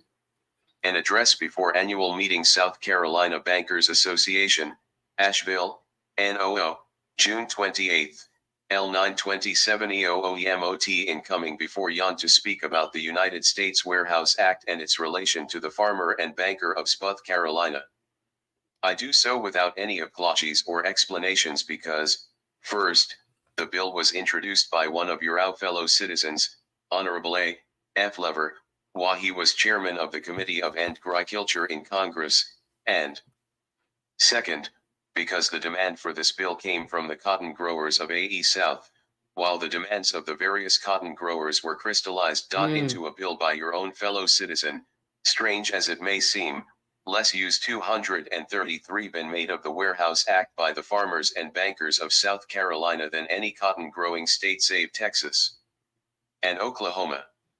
It would seem then that this is sufficient justification for my OTEA to explain this law to you. Let me go back into history a little. You will recall with the breaking out of the European War in 1914 that the Liverpool Cotton Exchange closed on July 31st of that year. Promptly on its heels the New York and New Orleans exchanges closed. On the day of closing of the New York Exchange, December options of middling cotton were quoted at 10.75. By the middle of August unofficial quotations were made at 10 cent G on middling cotton, and by October unofficial quotations had G cropped to 7 cents for December options. At many interior points almost any amount of middling cotton could have been bought at 5 cent degree. You will recall those years. That was the time when we heard the cry, buy a bale of cotton. The cotton growers had the biggest cotton crop fast maturing which they ever produced. The banks in the north and east were literally bulging with money. But with the closing of the cotton exchanges the cotton markets were gone and nowhere was money to be found to loan on cotton. Under these conditions the cotton growers and men who had give thought to cotton problems and leading agriculturalists felt that something should be done to relieve the cotton grower and enable him to pay off his fast maturing production credit loans. A few days following the closing of the cotton exchange, Mr. Lever introduced the first draft of the Warehouse Act. It applied only to cotton. A few days later another bill was introduced along similar lines which apply to grain only. This was back in 1914. The emergency passed before the different bills actually were crystallized into law, which did not happen until August 11, 1916. Now what are the purposes of the United States Warehouse Act? First, the Department of Agriculture and various agriculturally minded codes recognized that the cotton farmer, particularly in many states, did not store his cotton properly. Frequently he left it in the open in direct contact with the ground. The old open cotton yard was found in practically every state. Under these methods of storage tremendous economic loss was sustained by the country annually through so-called weather damage. This loss was estimated to range from $30 million and $20 to number 70 million each year. Congress felt then that an attempt to relieve the situation through legislating must be along lines which would encourage the farmer to store his crop in Roper warehouses. But why did the farmer not store his crop? This question suggested the second purpose of the warehouse law, namely, the elimination of evil and unsound practices in warehousing. Scattered over the cotton belt were innumerable examples of less resulting to farmers who had stored their cotton with public warehousemen. Perhaps when th came for their cotton they found that an inferior cotton had been substituted, or many times they found that there was no cotton in that warehouse at all. Copyright. The second purpose then of the Warehouse Act was to eliminate evil and unsound warehousing practices so that the farmer who stored his products in 4. Warehouse might be reasonably certain that the same products would be there when he wanted delivery. The third purpose of the law was to encourage orderly marketing of the products. But orderly marketing could not take place unless the farmer was in position to pay off his production credit. This he could not do except by selling the crop when harvested. Farmers throughout the cotton belt all engaged in selling the crop at one time, which meant throwing more on the market than it could consume. The result was, prices were driven down. It was reasoned that if some means could be found which would enable the farmer to borrow on the basis of his harvested crop a sufficient amount to pay off his production credits, he would then be in position to withhold marketing all of his crop at that time. A means which suggested itself to those who had given the problem some thought was a warehouse receipt which would carry upon its face such information as would make for proper identification of the product while in storage and enable the banker upon reading the receipt to determine a fair loan value for the product. This meant that the receipts must carry information which would identify the product and which would give in the case of cotton the weight of the cotton and its grade and staple and whether or not the product was insured and to what extent. It also meant that the warehouse receipt must constitute an enforceable contract between the farmer depositing the cotton and the warehouseman who stored it. The fourth great purpose of the Warehouse Act was to as a form of warehouse receipt and inning such terms and conditions as to make it acceptable generally to the bankers as security for loan purposes regardless of the proximity of the banker and the issuing warehouseman or what the banker might know about the borrower. In other words, a receipt which translated into terms of value the particular product placed in the warehouse by the depositor. The United States Warehouse Act applies only to public warehousemen. It does not apply to the farmer's barn, to and cow shed or a farmhand's cabin or garage. It is applicable only to warehouses which are operated as omelet warehouses and which receive the products of farmers without discrimination. 7. It functions through a system of licensing warehousemen and inspectors, weighers and C graders by the Secretary of Agriculture. Only such warehousemen and inspectors, weighers, and graders can be licensed as can meet the requirements by the Department of Agriculture. In the case of warehousemen, this means that the organization must be legally formed. It must have back of it certain financial responsibility. The officers of the organization must be men who are honest and competent and must know how to care for the products to be stored. This means that the organization must be closely investigated. You men as bankers know the importance of thorough investigation in this direction. How many times have you held warehouse receipts as collateral concerning the value of which you had some doubt? The department cannot afford to license warehousemen indiscriminately. To do so would defeat the very purposes cf the Warehouse Act. You men as bankers would have little confidence in receipts issued under authority of the Warehouse Act if the department licensed warehousemen without thorough investigation. What banker in Charleston would be justified in loaning on the basis of a warehouse receipt issued at Greenville without first making too personal investigation of the warehouseman unless he understood the department had thoroughly investigated the warehouseman before it licensed him? It's everything they do, The baby. need for This the whole close act scrutiny on of it. Pay financial attention, y'all. statements I swear. submitted by warehousemen is apparent to you all as bankers. How frequently have you been tendered financial statements which showed handsome surpluses but which upon investigation disappeared? How frequently have you been tendered warehouse receipts by solid warehousemen when as a matter of fact they were not warehousemen in any sense of the word but were really custodians of their own product? Custodians Again, of their the department own has been product. obliged to deny licenses because financial statements which were filed were inadequate or grossly padded or because the management had in it persons who were not to be trusted.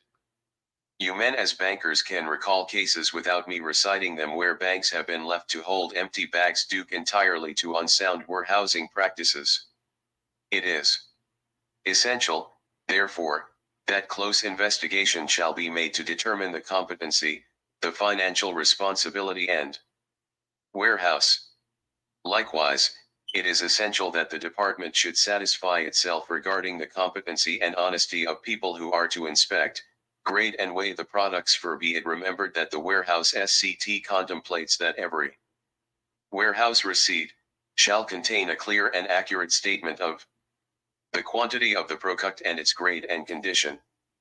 Low banker can loan intelligently without such information. Michelle, check Many your of you email. can recall instances where warehouse receipts have been issued under so-called approved systems and under different laws when as a matter of fact there was doubt in the first place as to whether there was such a warehouse or whether the commodities which were represented by the Phase 0 EI Plus were actually in existence. While sound Is it in discrimination existence? must be exercised in determining who shall and who shall not be licensed, this is only the beginning of the part the government plays in making warehouse receipts for agricultural products real collateral. The backbone of the Warehouse Act is in the supervision exercised by the department after a warehouseman is licensed. Just as national banks are subjected to examination from time to time by disinterested government officials, so are all federally licensed warehouses subjected to inspection and examination after the license is once issued. These investigations are made at irregular intervals. No warehouseman knows what day the government examiner will call. These examinations not only relate to the factors originally considered when the warehouseman filed the application for licensing, but they extend still further. And check must be made to see Gettermine _ whether receipts have been issued properly in the first place, whether they have been returned and properly cancelled before delivery of products, and that for all outstanding receipts there are actually in the warehouse the products covered by those outstanding receipts. There are 3 outstanding cardinal principles in the Warehouse Act which must be observed. First, that no receipt shall be issued until the product is actually in the hands of the warehouseman and in the warehouse. This seems to be quite elementary, and it is, and yet how frequently banks have sustained losses by making loans on the basis of receipts covering products which either never have been in the warehouse or which were never in existence. At the other end, is the principle that no product shall be delivered from the warehouse until the receipt represented by that product is surrendered and cancelled by the warehouseman, again an elementary principle. Both these principles are incorporated in the Uniform Warehouse Receipts Act, and yet how frequently the principle of delivery prior to the return of receipts is violated. And good customer of a warehouseman wants to make delivery and can made a sale today but hasn't the money to lift the warehouse receipt, so he goes to his warehouseman and asks him to load the product in the car so that he can get the bill of lading and take it to the banker to exchange for the warehouse receipt, and the warehouse receipt will be paid to the warehouseman. This, y'all got it? Y'all getting it? Oh yeah, it's so great to be able to let you guys really see it. I took time over this weekend. I couldn't do a live. I was with my grandbaby when I had time. I said, let me get together quite a few documents so they can really just see this for themselves. I got a little more time. I'm gonna go into one more. I was gonna try and wait and put this with the next bill, but I'm gonna get into this as well real quick. This is incorporating institutions to engage in international and foreign affairs. All right, so let's start here. 31I, the committee met. The committee had be it enacted by the Sector 25A. Oh, I'm sorry. Corporations to be organized for the purpose, be it enacted by the Senate and House of Representatives of the United States of America in Congress assembled, that the act approved December 23, 1913, known as the Federal Reserve Act, as amended, be further amended by adding a new section as follows: * banking corporations authorized to do foreign banking business. Sector 25A. Corporations to be organized for the purpose of engaging principally in international or foreign banking or other financial operations, or banking or other financial operations in a dependency or insular possession of the United States, either direct or through the agency, ownership, or control of local institutions in foreign countries, or in such dependencies or insular possessions as provided by this section, and to act when required as fiscal agents of the United States, may be formed by any number of natural persons, not less in any case than 5. Such persons shall enter into articles of association which shall specify in general terms the objects for which the association is formed, and may contain any other provisions not inconsistent with law which the association may see fit to adopt for the regulations of its business and the conduct of its affairs. Asterisk asterisk such articles of association shall be SI-ed by all of the persons intending to participate in the organization of the corporation and thereafter shall be forwarded to the Federal Reserve Board and shall be filed and preserved in its office. The persons signing the said articles of association shall, under their hands, make an organization certificate which shall specifically state, first, the name assumed by such corporation, which shall be subject to the approval of the Federal Reserve Board. Second, the place or places where its operations are to be carried on. Third, the place in T-E United States where its home office is to be located. Fourth, the amount of its capital stock and the number of shares into which the same shall be divided. Fifth, the names and places of business or residence of the persons executing the certificate and the number of shares to which each has subscribed. Sixth, the fact that the certificate is made to enable the persons subscribing to the same, and all other persons, firms, companies, and corporations, who or which may thereafter subscribe to or purchase shares of the capital stock of such corporation, to avail themselves of the advantages of this section. Asterisk the person signing the organization certificate shall duly acknowledge the execution thereof before a judge of some court of record or notary public, who shall certify thereto under the seal of such court or notary, and thereafter the certificate shall be -9 forwarded to the Federal Reserve Board to be filed and preserved in its office. Upon duly making and filing articles of association and an organization certificate T-E association shall become and be a... What I told y'all, articles of incorporation and certificates of participation allows them to do all of this. I wanted y'all to see that. I know I mentioned that a lot because I really want you guys to understand that, right? Hold on a second. Let me get this one together. I wanted to finish with that one, but I definitely want to do SHRG 103 T80 interstate banking and I'm waiting on the interstate banking because I don't want to overload y'all too much because I know we went over a lot of documents. I really want you guys to really listen to the video, rewind it, go over the information again, to really take in everything I showed you guys. It's very, very, very, very, very, very, very important, literally. I will be coming back doing a part 3 so we can continue this series on exploring the U.S. Corps. They're incorporating you into their system. They took your information, your securities, and they incorporated you into a co-op. I know you guys have heard of co-op franchises, certain grocery stores. They basically did the same thing with the system of your indentures. So now you are co-opted into the cooperation to work as one of their slaves, even though you are the financer. The shit is crazy as hell. I get so just frustrated with all of this mess that I don't even understand how people continue to, allow this mess. Just let people continue to use you. But I'm going to get into, I want to play a short little video before we get up out of here. Where is it? Jeez. Let me see. I don't know if I have it in here. Hold on a second, guys. Gotta go to the whole thing. All right.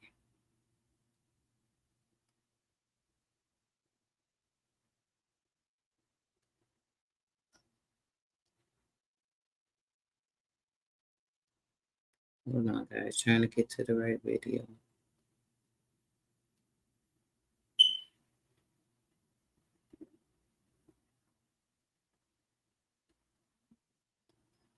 Dang, it's the wrong list.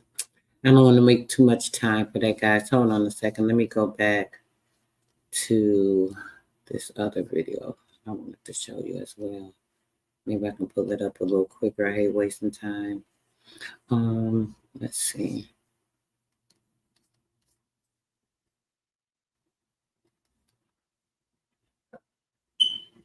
Okay, here we go. Okay.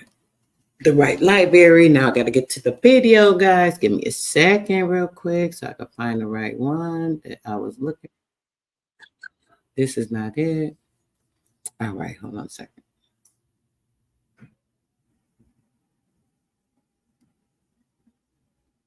Hold on 1 second.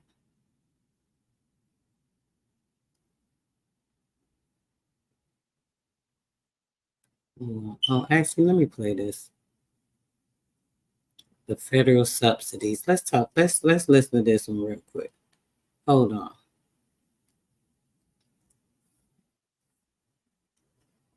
All right. Peace, love, and bliss to everyone that came through today. I appreciate you guys and your perfect, honorable energy.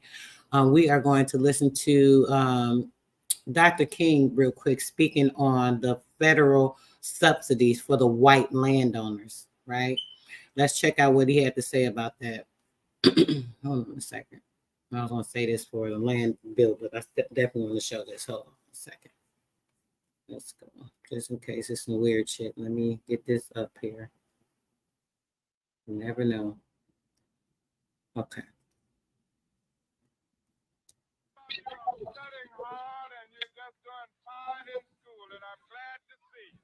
In the last 2 months of his life, Dr. King faced the idea that civil rights alone could not solve the problem of poverty. In Mississippi today.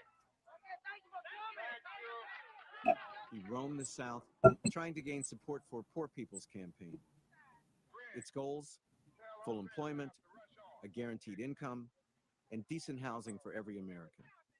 People just don't know, but it's really hard. Not only me, it's so many more in the same shape. But there's so much millions funded for Indian housing. Don't have shoes, clothes. They're naked and home. Part-time, you have to cook your children pinto beans morning, down, and supper. You don't know what else get a good meal. You are really to be admired. And I want you to know that you have my moral support. I'm going to be praying for you. I'm going to be coming back to see you. And we are going to be demanding, when we go to Washington, that something be done, and done immediately, about these conditions. This was a different Martin Luther King. Just weeks before his murder, in tones Thanks for the cash suggestive of app, black Rosetta. believers, he began to talk about how the government had broken its promise to the newly freed slaves just after the Civil War. At the very same time that America refused to give the Negro any land, through an act of Congress, our government was giving away millions of acres of land. We so appreciate it, in the Midwest, which meant that it was willing to that's how it is, brother. white peasants from Europe with an economic floor. But not only did they give the land, Mr. Highest is up, bro. they built land grant colleges. Land grant colleges. Money to teach them how to farm. Not only that, they provided county agents to further their expertise in farming. Not only that, they provided low interest rates in order that they could mechanize their farms. Not only that, today many of these people are receiving millions of dollars in federal subsidies not to farm, and they are the very people telling the black man that he ought to lift himself by his own bootstraps. Man, I wish y'all could hear this. Hold on. Let me get y'all. I want y'all to hear this. This is I'm going to now, when we come to part 3. In this campaign, we are coming to get our check.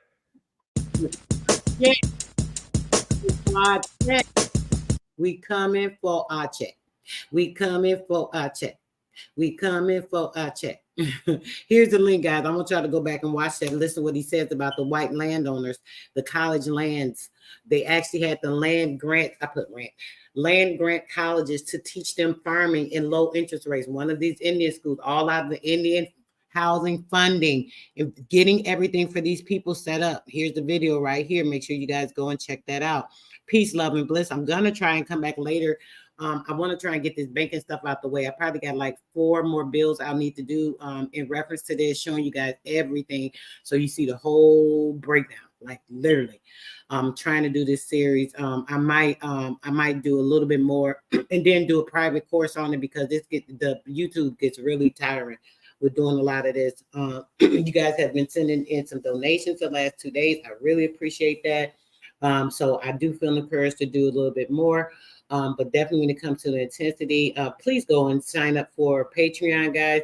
I haven't been over there too much this month, but in the next week or 2, I'm going to start uploading a lot of documents, some books, and information pertaining to the things we talk about.